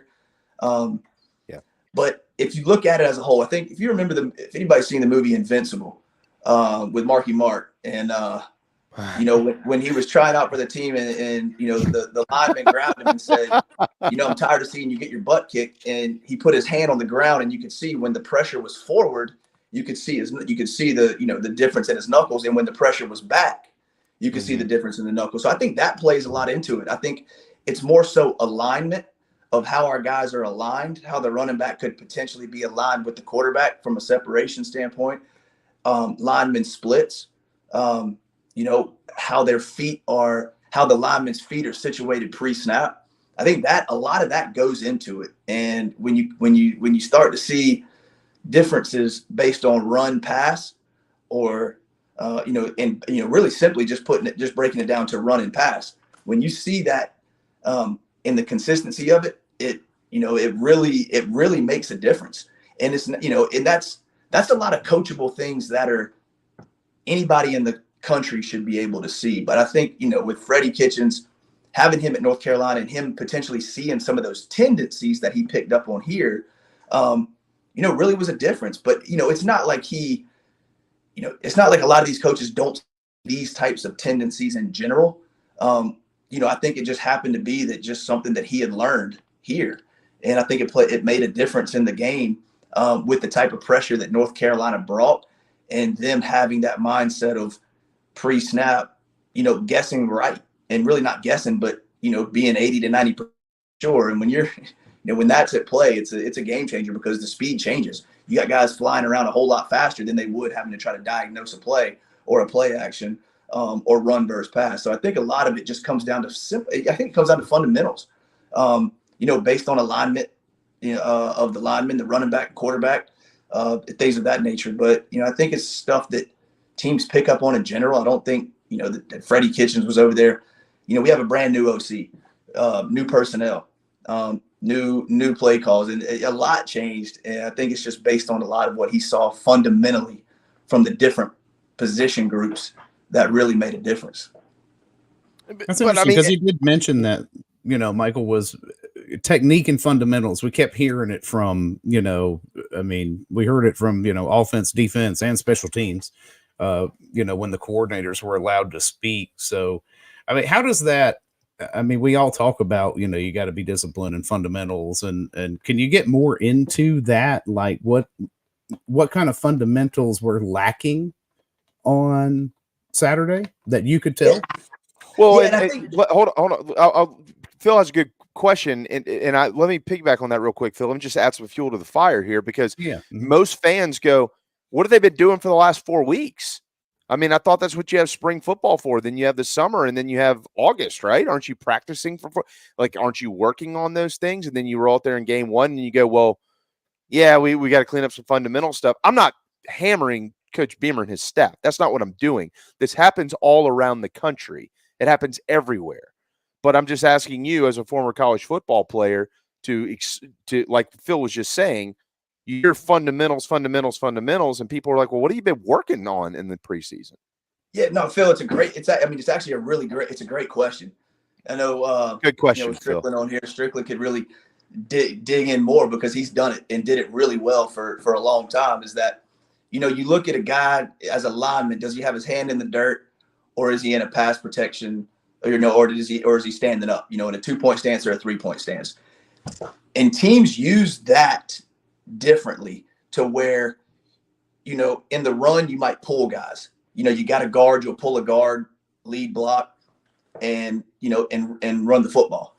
And he may have his hand in the dirt, but you also use that in play action situations to where guys got his hand in the dirt. You think it's going to run. It's the same movement with the offensive line, but the guard pulls up and may set the edge and the tackle blocks down, or, however you decide schematically to do it. But, and it could be a tackle, based on a line, doing the same thing. Tackle's got his hand in the dirt, goes to pull, or the center goes to pull, whoever it is goes to pull, and you're showing run, but you're trying to get those front 7 guys looking at run, but it's really a pass to keep them from dropping. And when you kind of get, I guess when you kind of do the same things over and over, run versus pass on how you set and how you protect, and you don't mix up what you do up front as far as from a scheme, from a pulling standpoint, or how you decide to align, whether it be a 2-point stance or a 3-point stance, it really, it can really can really make yourself a little more predictable. I think Coach Wolford was really good. I remember seeing some of those, and it looked like a run. It looked the same as a run block with the guard pulling. Looks like he's going to get downhill, and then he pass sets. And it really, they see the linebackers step up, and then it's, oh crap, you lost a couple steps, you lost a second or two. Now you got to drop in coverage, and there's a bigger window between linebacker and safety. So I think a lot of that, of how you devise your scheme up front from a protection standpoint, really plays into it. And I didn't go back and look at it that deep as far as how we decided to pass protect, whether from a play action standpoint or, how we utilized our run block to then pass protect. That goes into it a lot, and it's trying to confuse those guys across the ball from you. And I think that could have potentially played into it. Not 100% sure, but those are some of the examples of what, defenses see when they see you consistently doing those things up front, to where, you're not moving guys around from a pass protection standpoint, and, center pulling like it's a run, or the guard pulling like it's a run, and then pass setting, it can really, really make yourself more predictable. And it's more simple to defend against. So I don't know. I haven't really rewatched the game and wasn't looking that hard into it, while watching the game. But those are some of the examples that I've seen, and that offenses can do to really mitigate, a lot of this, being in a 2-point stance consistently up front, or whether the interior guys, the guards have their hand in the dirt consistently. So that's kind of what you do, just as examples.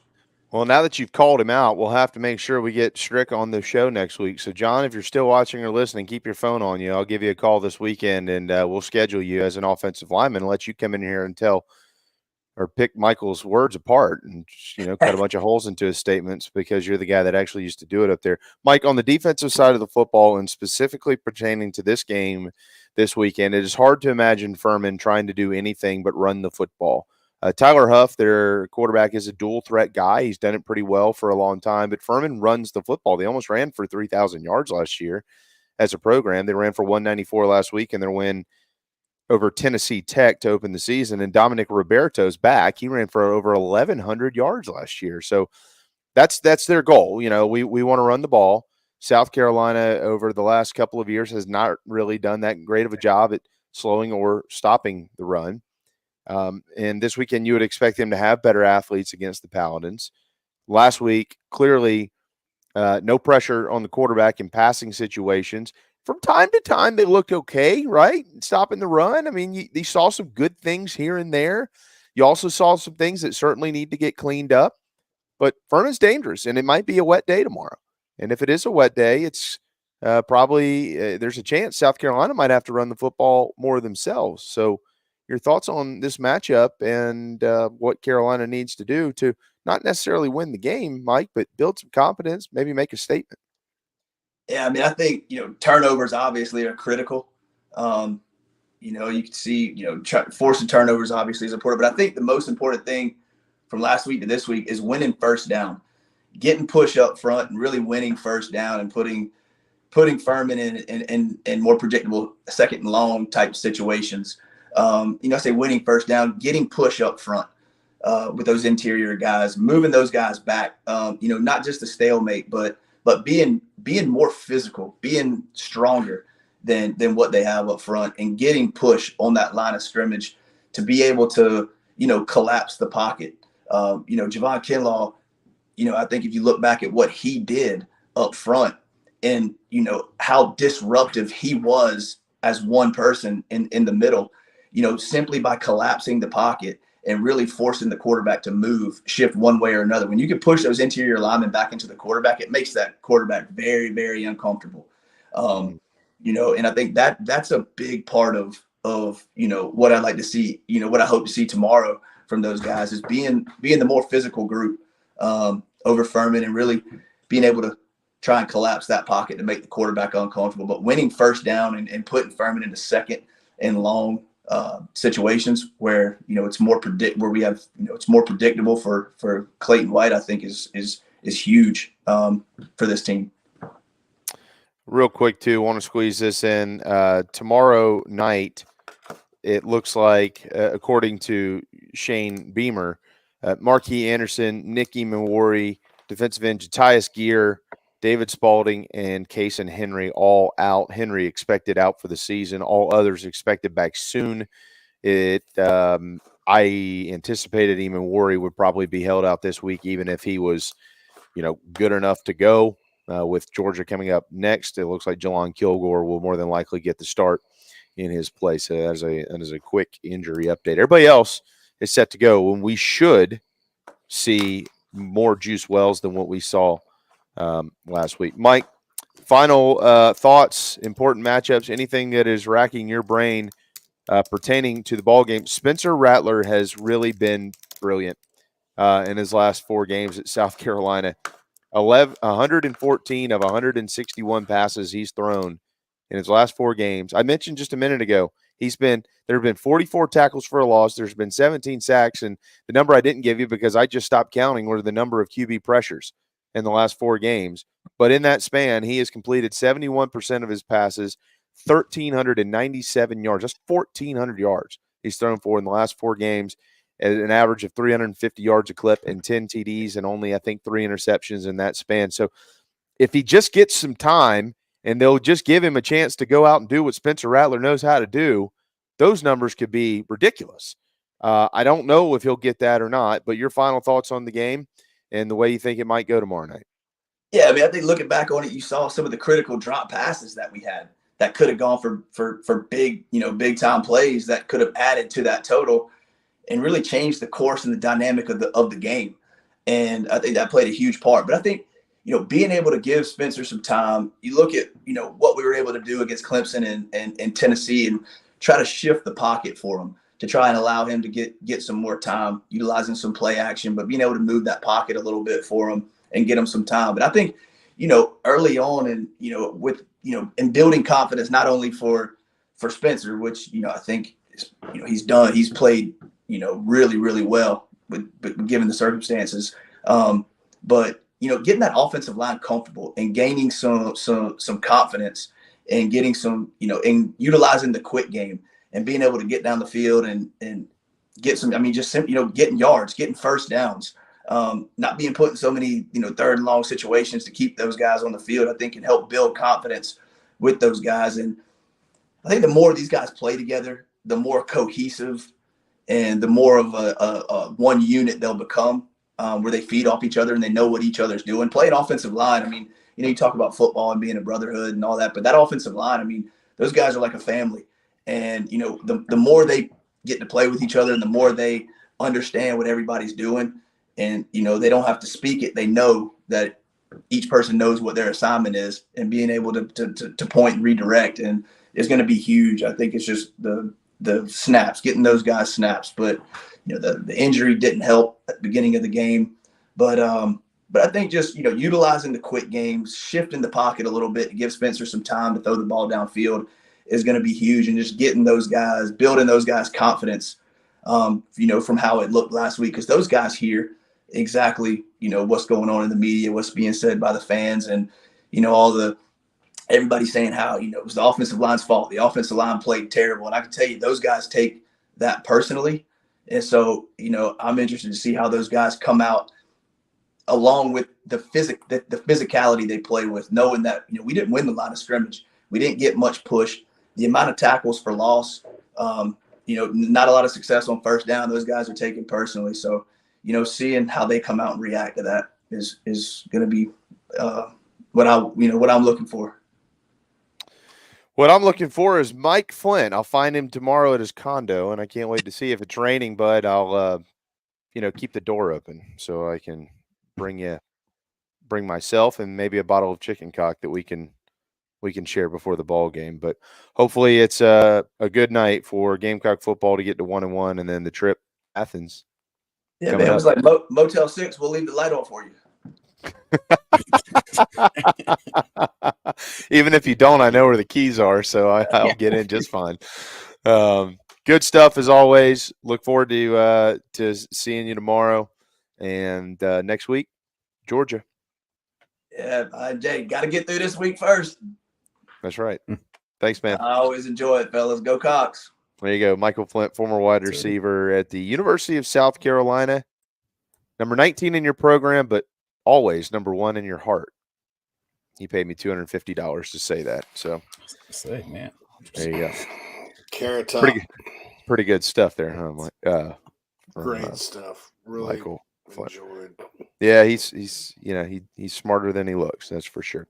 All right, we do need to step aside quickly when we return. Our final keys to the game, and then Meredith Taylor will join us in the final segment. And we'll make our picks. Can she beat Patrick Davis? He was 9-2 last week. He whipped all of us. We'll find out. Hang tight. Traveling Country Club tees it up. It's Inside the Gamecocks, the show.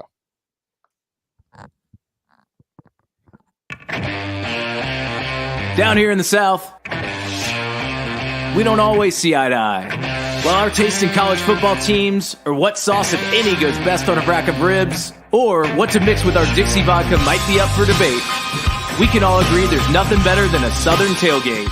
And like our favorite college teams, our ingredients come from small towns and big cities. They're grown in Southern soil, are crafted by Southern hands, and proudly represent the South in our backyard and beyond. So raise a glass of Dixie Southern Vodka to celebrate being made in America and raised in the South. Welcome home. That's what the Gamecocks say, and so does the Barndo Company, where they can build your dream home starting as low as $160 per square foot. If you live in the Carolinas, Georgia, or Tennessee, their turnkey process takes just 4 to 6 months on average and can be custom designed by size and details. Make your dream a reality. Visit thebarndominiumco.com. That's thebarndominiumco.com. The Barndo Company, Gamecock, owned and operated. Hey everybody, this is Mo Copper from Carolina Football. The show is painted garnet black every day by a couple of painters. Go to letmepaintsomething.com to check them out. Go Cox. 10% off for military repeat customers or mention the show. Interior, exterior painting, fencing, cabinet staining, concrete painting, popcorn ceiling removal, and more. 803-522-6832. LetMePaintSomething.com. Welcome to TravelingCountryClub.com, your modern golf club experience. Hey folks, this is Michael Manus, former Gamecock golfer, inviting you to play more golf with a membership to TravelingCountryClub.com. With over 40 courses across the Carolinas, our membership provides you with an affordable way to enjoy a club-like golf experience. From the mountains to the coast, we offer golf courses that will challenge all types of golfers, no matter your handicap level or level of play. Plus, we offer unique membership benefits not seen anywhere else as part of Traveling Country Club. Tee it up with Traveling Country Club, TravelingCountryClub.com, TravelingCountryClub.com, proud partners of Inside the Gamecocks, the show.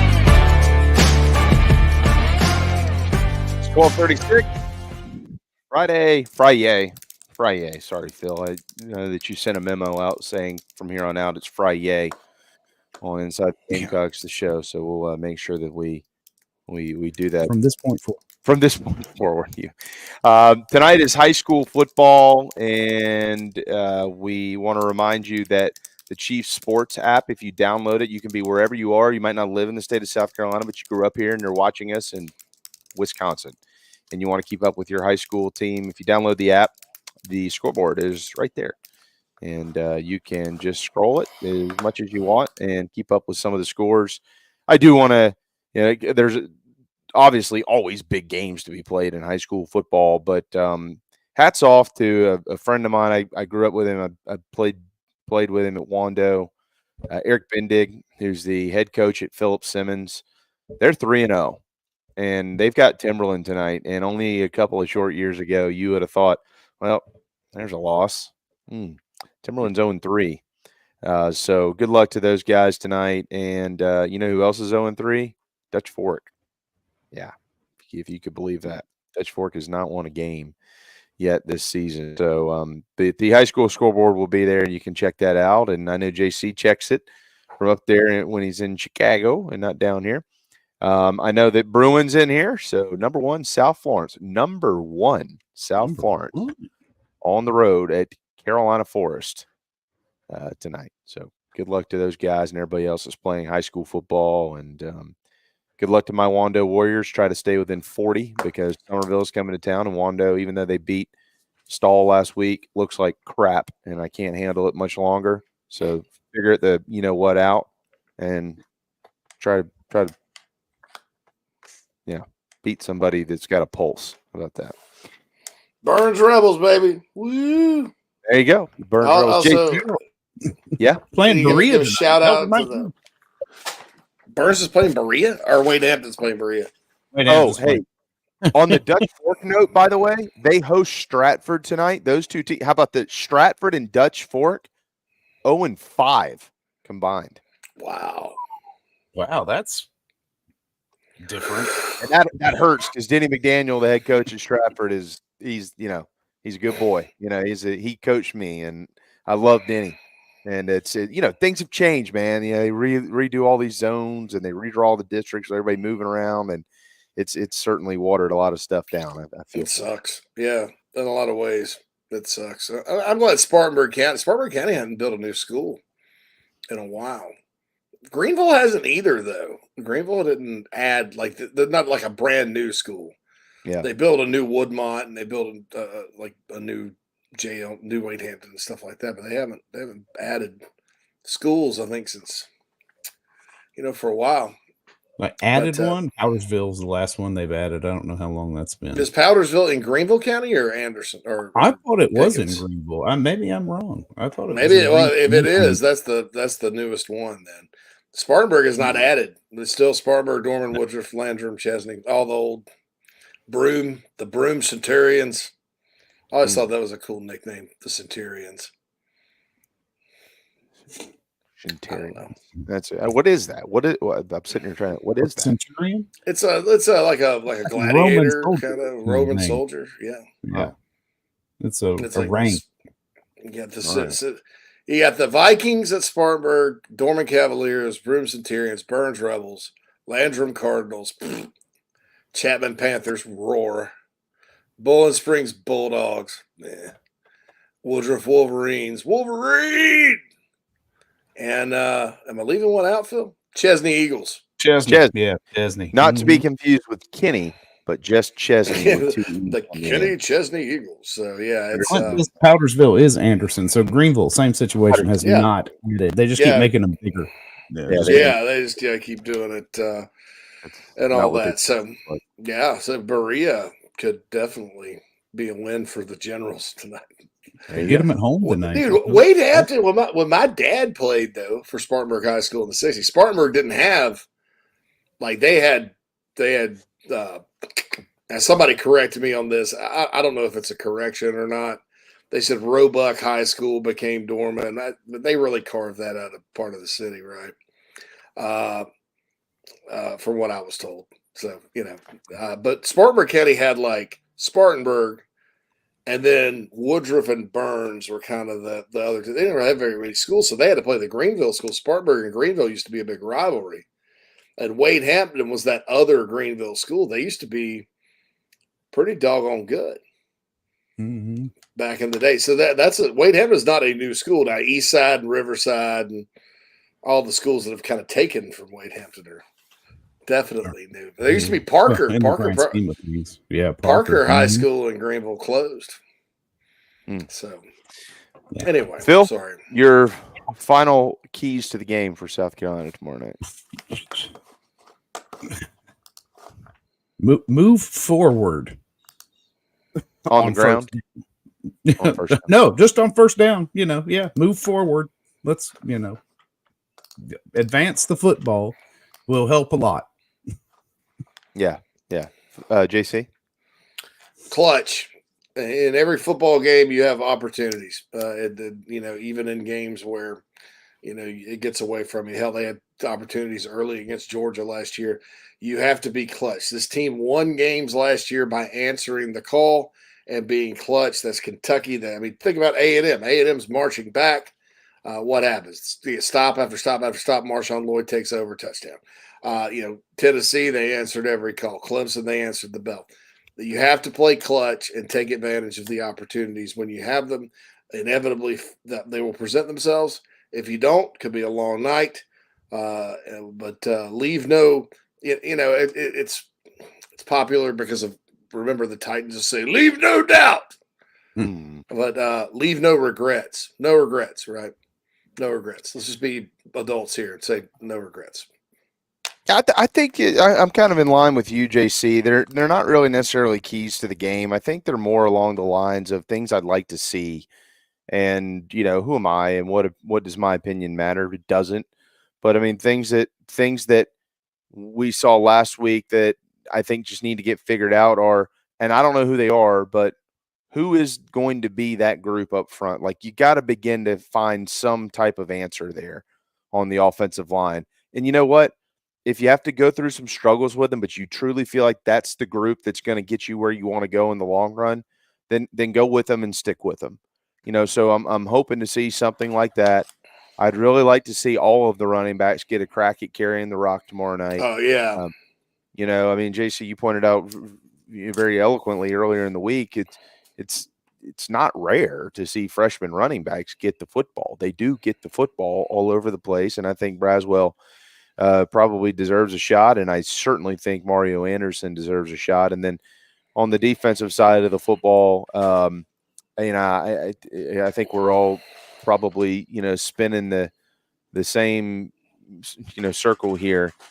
That group has got to show some type of improvement up front. I gave you the stats earlier. They're really demoralizing statistics. The last 4 games, Carolina's given up 17 sacks, and they've been tackled 44 times behind the line of scrimmage. Yet they've only tackled opponents 11 times. I said the last 4 games, not the last 1 game. Okay, that goes along with guys named Zach Pickens and Jordan Birch and every other 4 or 5-star that they've had up there. They have not gotten it done, and I don't know why. But they've got to find a way to at least show some improvement there and begin to establish some toughness and identity. If they can do that, then Carolina can still find a way to have a nice year. Yeah, Travian needs to bench some guys. I mean, if they're not going to, and it's just, I don't know that that's indicative of Tonka, Hemingway, and Boogie Huntley. I'm not calling anybody out. No, we've seen him play better. Now, I'll say this: there is one guy after going back and watching the offensive line closely. There's one guy that's going to have to get a lot better. I mean, if he's going to play, it was like super bad. And then there was another guy that was almost there, but wasn't as bad. But those guys are going to have to get a whole lot better. I personally would play some other guys that I know have at least played average over those two if that continues. If you do start those guys, I would give them a very short leash. If I'm Lonnie Teasley, I'm just not going to – you can't – and this is like getting overpowered. This is dropping your head. This is having terrible technique at times. This is, and in bad opportunities, it's not playing clutch. I mean, there's just a lot of problems right now. I mean, there are a lot of guys out there the other night that just flat out weren't ready. And, so if you have to go with some of your guys that have been here for a while that are just average, hell, average is better than 9 sacks, right? Yeah. Yeah, that's what I'm saying. Yeah. Find the group that you want to go with. This is the week to do it because the next 3 weeks, that ain't the time to do it. You got to figure out that group this week if you can with the 3 straight very difficult SEC games on deck. So is Meredith Taylor. She's in the on deck circle and she's waiting patiently. When we return, we'll quickly run through our picks and get you out of here in the next 14 minutes or so and on to your college football weekend. Can't wait to see if she can beat Patrick Davis. Hang tight. Inside the Gamecocks, the show always live from the Sinorama Studios. Look over my shoulder. You'll see it tomorrow. Thanks to Matt Vaughn and his team for making Williams-Brice Stadium look beautiful. We'll be right back.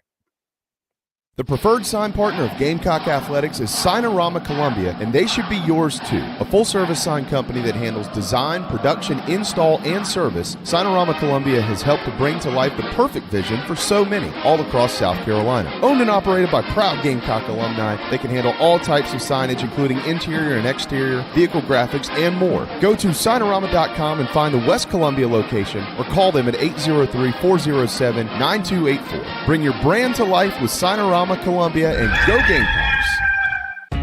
Charleston Fitness Equipment is keeping South Carolina in shape. Clients have come from all over the Palmetto State to find that one piece of equipment that they enjoy that keeps them looking and feeling good. Whether it's a home rower, treadmill, elliptical, free weights, a home gym, or something else, Charleston Fitness Equipment keeps the mirror smiling back at you. Get in shape like the Gamecocks do. Visit charlestonfitnessequipment.com. Gamecock owned and operated and proud partners of Inside the Gamecocks, the show. Coach O here. And when I'm not eating average jambalaya or celebrating endless summer in Destin, I like to eat pimento cheese straight off the bucket. And the only pimento cheese I like to eat is from Nana's Porch. It's award-winning. It'll melt in your mouth. It's good on a cracker. It's good in a bowl. It's good on a piece of bread. Also, don't forget Nana's Porch has a hell of a food truck. It's award-winning as well, and they're here for all of your catering needs. So get online, nanasporch.com. It's good. Coach O signing off. Endless summer, go Tiger. For chicken cock, we get a medium to medium plus toast, the char level. We use a number 3 level char. If you char it too deep, you start burning away some of those flavor components that you just created. If you just char a barrel and you don't toast it, you're going to create some of those flavors just on a thin layer just inside the char, but not the actual depth and full extent of flavors that you're going to get if you toast it properly. All those elements, that's exactly what they do. They boil down to great flavor.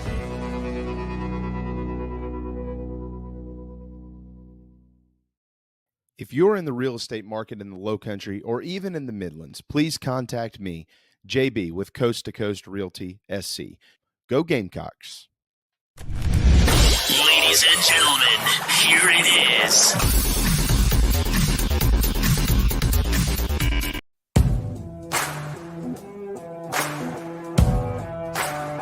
This crowd, the atmosphere that's going to be in that stadium, ready to explode, just as they do each time their fighting Gamecocks are introduced. And so this frenzied crowd ready for the kickoff. The rage breaks out in Columbia. And what you're about to see is a spectacle unto itself. Let's enjoy.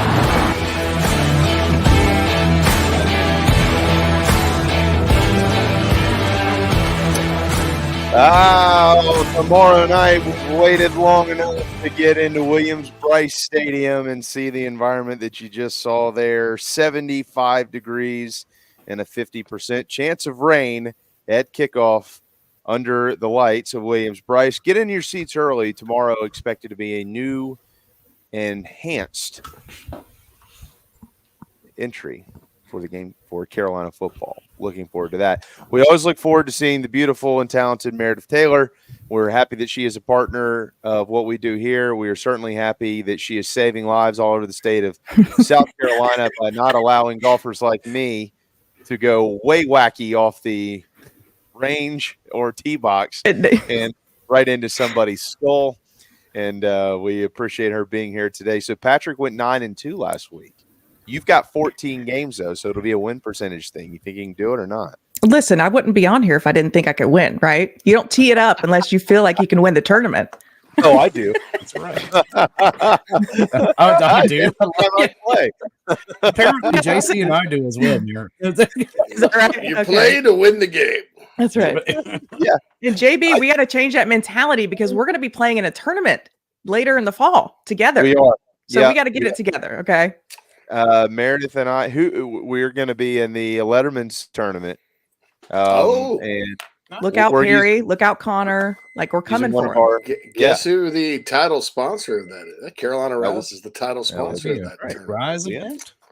Right, everybody. Now we have to win. Well, we better. Who's playing with us? Wingo, and we need to put our fourth in there, right? We do. We do.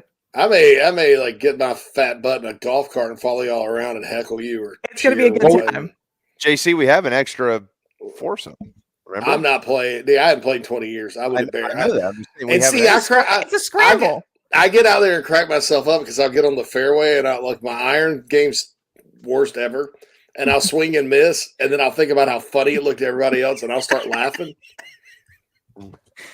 Because I crack myself up because I'm imagining myself like miss the whole ball. And I'm sorry. I just, but I will heckle. I'll just drive around the golf cart and heckle you guys. How about that? I love it. That would be fine. I got a feeling that Smoke would like that job too. So I might try to steal him and shove him. That would be a solid team because he's a scratch golfer too. Oh, he can play. Yeah, we would probably win with you. I don't know. DeMarco's team.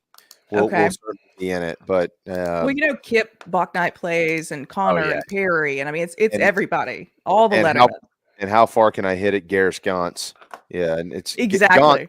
Gauntz hits the golf ball further than Happy Gilmore. I mean, it's ridiculous what he does on the tee box. So does he have guys that have good short game though? Drive for show, putt for dough. In this tournament, that's where Kip comes in with him or Blake Taylor, one of those guys. So Gauntz. All right, Meredith. Tonight, Illinois and Kansas will play at 7:30. You're going, what? Who cares? I'm with you. Who cares? But Illinois is better. Kansas is better. Kansas is also a 3.5-point favorite. And through the first half of last season, they were pretty darn good till game day showed up. Then they weren't. Did they win tonight at home? Yeah, I'm going to go Kansas. I'm with you. Didn't Illinois barely beat Toledo last week? Toledo's better than people think they are. That was a game a lot of people thought they could lose. Yeah. I was like, they barely beat Toledo. But yeah, I'm going to go Kansas. Where are you guys going? Kansas. JC? Going with my boy, BD Belima. I'm going the same way. I'm going BD Brett. Illinois. Yep. Illinois. All right. Okay. The Go Brain Bowl Illini. Beef sandwich. Winston-Salem at 11 a.m., Meredith. Get your pancakes and get ready to go. Wake Forest will welcome Vanderbilt to town, and Wake Forest is a 10-point favorite over the Commodores. But Phil's doppelganger is on the other side with Vandy. So I'm going to go like D. Rucker and say SEC over ACC. Give me Vandy. Very nice. JC? I'm on with Wake. Wake. Phil? I'm with Mayor. I'm going. Listen, You have to, 7-0 right? Vandy. 7-0 Vandy is something that could happen until it doesn't. So I'm going Vandy. I gave y'all my poll prediction back in August. Vandy would open the season 4-0. I'm not going to back off the train now. Vandy wins tomorrow at Wake Forest, and they get closer. They get to 3-0, and with who I don't even know who they have next week. Maybe UNLV. JC mentioned this earlier. Could be trickier than maybe we initially thought. 10th ranked Notre Dame on ABC at NC State. Notre Dame, there, just a 7.5 point favorite in Carter Finley. I'm still going Notre Dame. Give me the Golden Domes. I coached at NC State and at the University of Notre Dame. It's very torn with who to pick in this football game, but I'm going to go with a more physical team than Notre Dame Fighting Irish. I think that was amazing. Lou Sherbert. Phil, does somebody have a dump truck backing up, or the hot pocket trick? That's my lunch in the microwave. Okay, it's kinda what I Bucky. figured. It's Bucky's stuffed chicken. All right. Delicious. Okay. How long's that been around? Phil, who you got? Notre Dame? Yeah, Notre Dame. Oh, yeah. I picked I'm it with earlier in the y'all. week. It's hard to go and get Sam Hartman just yet, but I'm with Notre Dame noon tomorrow on ABC. So Meredith and I, this is getting scary. Yeah, you and I are okay. Utah is at Baylor tomorrow. Baylor opened the season with a loss. They're going to try to get to 1-1. Utah, as we know, beat the Florida Gators. They've had that extra rest. They're in Waco. The Utes just 7.5 point favorites. Might be a little bit warmer down there than it has been back in Salt Lake. The scheduled temperatures about around 90 degrees at kickoff. Give me the Utes. Ooh, JC? I'm going with the Utes. How ballsy is it or gutsy, excuse me, to schedule Florida and Baylor as your two opening games? Because, I mean, you had to do it about 3 or 4 or 5 years ago when both those programs were in much better shape. I mean, that's gutsy. Right. I'm going with the guts. Utes, bring your own guts. Hey, look, Texas State has a good program. They shouldn't be better than Baylor, and they shouldn't have scored 42 on them. That's concerning to me. Utah wins the game 42-31. The score last week might be something fairly similar this week. All right, here we go. Prime time, Nebraska and 22nd ranked Colorado on Fox at noon tomorrow. Colorado is a 3-point favorite over the Fighting Marcus Satterfields at Folsom Field. Here's the real news. Stop it. You can still get a ticket for the everyday low price of $322 at its lowest. It is sold out. Some of the resales all over $300, some $2,500 and beyond. Mercy. Okay, you want to talk about that's RVs steaming across the prairie from Nebraska to Colorado? Yeah. This should be a sea of red there. I love the game. Do not love Nebraska's offense because we know who's running it. Meredith. Exactly. Yeah, give me prime time. You look good, feel good, play good, they pay good. Ooh. This game is going to tell you why. I don't care who you are as a head coach. If you don't hire, unless you're like Steve Spurrier or Chip Kelly, somebody that does your own offense, if you don't hire a good offensive coordinator, you're dead. This should be a lesson to everybody. Colorado wins, covers. Yes. Nebraska will have against the average, the below average Colorado defense. They won't cross the 50 very often. It'll be 45-17 Exactly. Buffaloes. Well, yeah, I'm going Colorado too here. I think it'll be a bloodbath as well. Yeah, I'm Against with the y'all. team that, gave up a boatload of points, last week. They're not giving up a boatload of points to this offense. The chicken cock and the Dixie vodka will be flowing in New Orleans tomorrow. Ole Miss takes on Tulane. We know what those fan bases are like, and the spread is like this. Only a touchdown favorite for the Rebels inside of Yulman Stadium in Nolens, 3:30 on ESPN2, Mayor. I think it's going to be a close game. I don't know. I haven't heard you guys talking about this game, but I think it's going to be close. But I'm going to say Lane Kiffin late. Give me Ole Miss. I think Meredith has been looking at my notes, JC. Go ahead. No, Willie Fritz. Tulane pulls another shocker. They will have beaten Kansas State, Ole Miss, and Southern California within the past year. Phil, nah, man. F you tomorrow. Who you got? That's right. I said Tulane yesterday was going to win. I'm going to stick with it. Okay.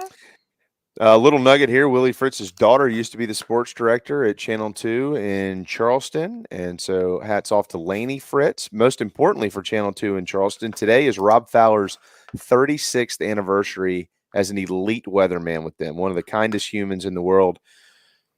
That has nothing to do with the game. I'm with Meredith. I think that Ole Miss will win it late, but Tulane will cover at that 7-point spread. A&M at Miami, Meredith, 3:30 tomorrow on ABC from Hard Rock. A&M, 4-point favorites. I don't think it's going to be close. I think A&M wins big. JC? A&M wins big. I'm with Meredith. Yeah, same. Let's go, JC. I don't think it's as big as y'all are all thinking, but I do think that A&M wins maybe by comfortably. You want to call it comfortable? Is 10 points comfortable? We'll go with that. I got to figure out a way to go against the grain here. Meredith, this cannot happen. All right, tomorrow I still can't figure out why this is a good sign. Me too. Tomorrow, guys, if you want to watch just a true good old-fashioned 1926 college football game, you want to be in Jack Trice Stadium or at least tuned into Fox at 3:30 because Iowa and Iowa State should play at the end of the year. They don't. They play at the beginning of the year. Iowa's a 3.5-point favorite on the road against Matt Campbell and the Cyclones. And the over-under in this game is a 36.5. Whew. Meredith, who wins? Iowa State. JC? I'm going with Cyclones. Yeah, I picked that earlier this week. I think I just, that Iowa offensive coordinator, if I were a Hawkeyes fan, I'd be livid about the sweetheart deal they cut Brian Ferentz, who sucks.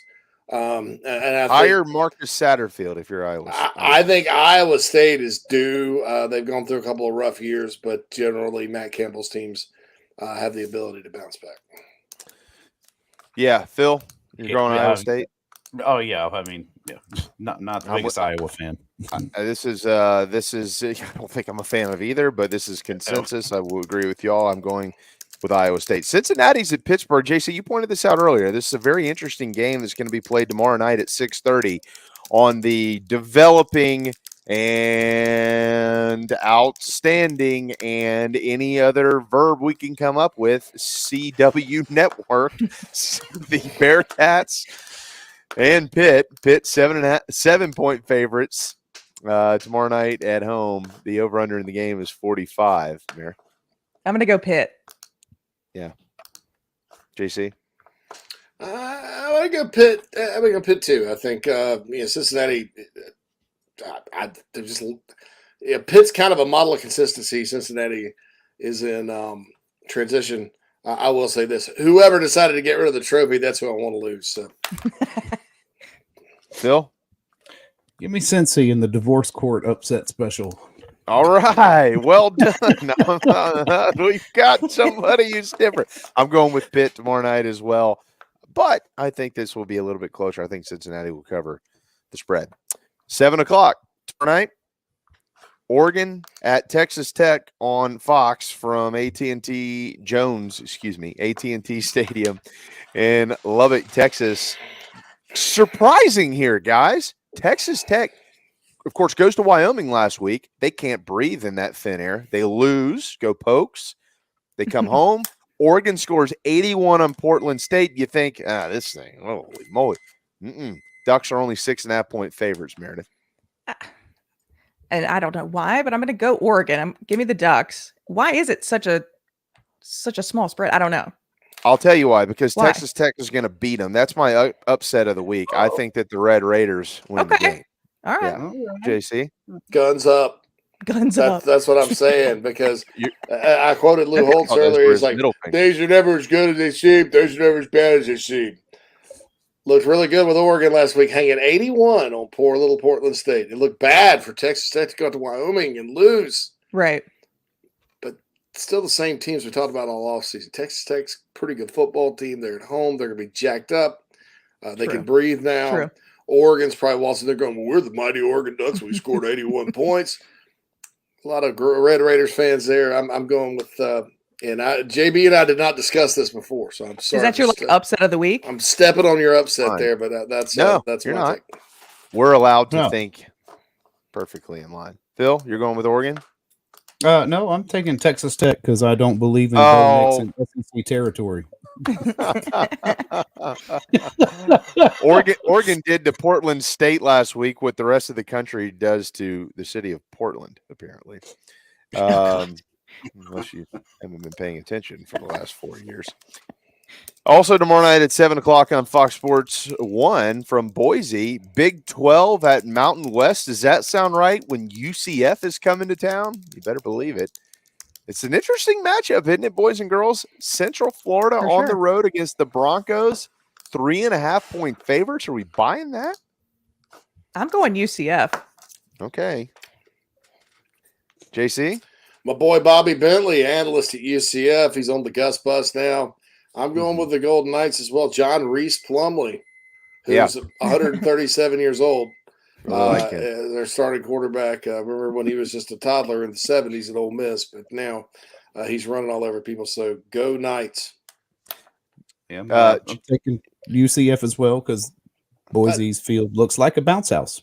Did somebody call them the Golden Knights, by the way?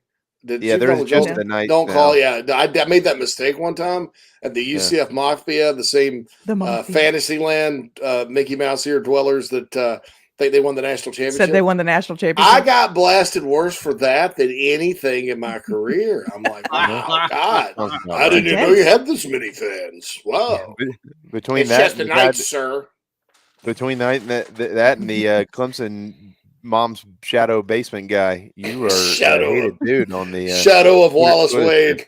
Y'all are all wrong. Boise State's going to win tomorrow night in honor of my new neighbors who moved here from Boise, Idaho. They're actually back out there for this ball game.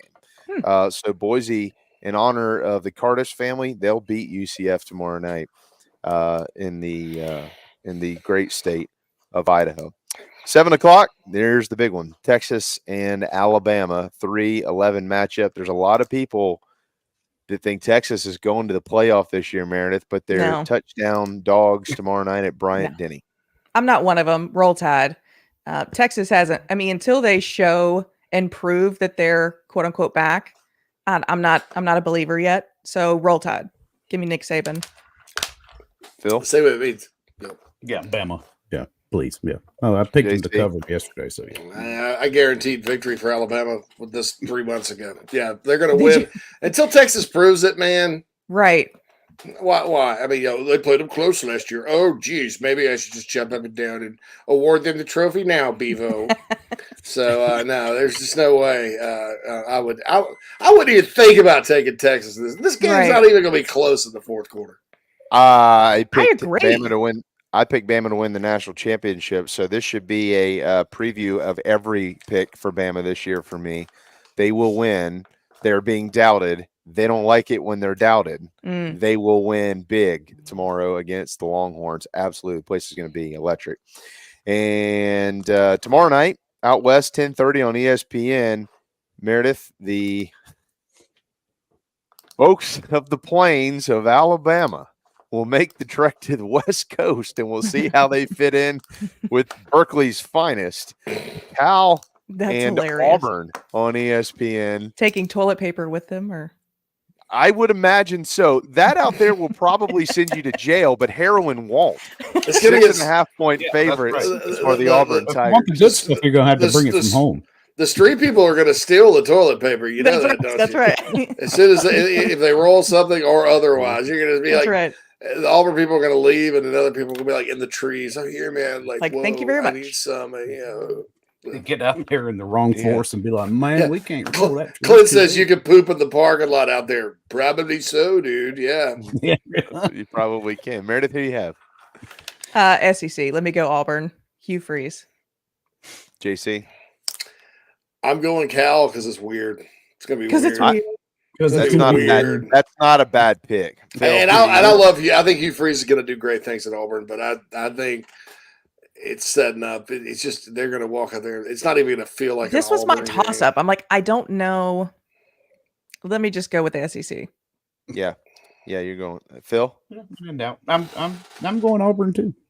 I'm going Auburn, but this game's going to give some people strokes in the state of Alabama. The Yellowhammer State is going to be wondering what the hell is happening in Berkeley, but they'll get through it and they'll get home and they'll be 2-0 when they get there. And finally, our game tomorrow night at Williams-Brice.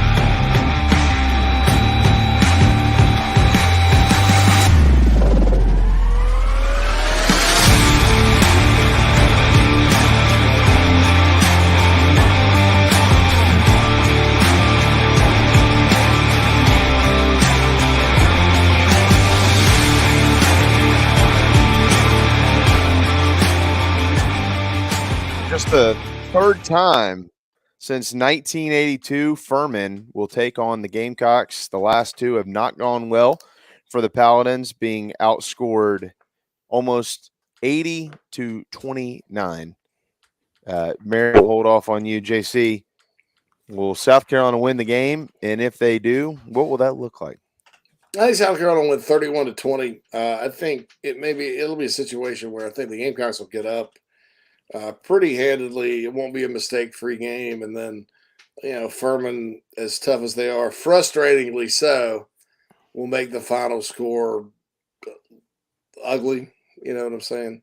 So I think 31-20 Gamecocks. Phil? I got the Gamecocks 38-20. 38-20. I don't know if they'll score 38 points or not. I sure as heck hope they will, but I am going to reserve myself from, or not allow myself to get that high. I do think that they'll win, and I do think that the defense will pick it up a notch because they're just better than Furman. I'm not sure how many more answers will be answered or how many questions will be answered tomorrow night, but I'm going to take South Carolina at 34-17, and the Gamecocks will be 1-1 headed to Athens. Meredith? I'm obviously a homer, but I do think the trenches will be improved. I think Spencer has a day. I'm 1 point different than Phil. I'm going 38-21, but yeah, will it be at night? First home game. Come on, guys. Yeah, I think Spencer's going to have a day. I think they start out fast and Furman starts pulling people because they got more to play for than what they're doing tomorrow. True.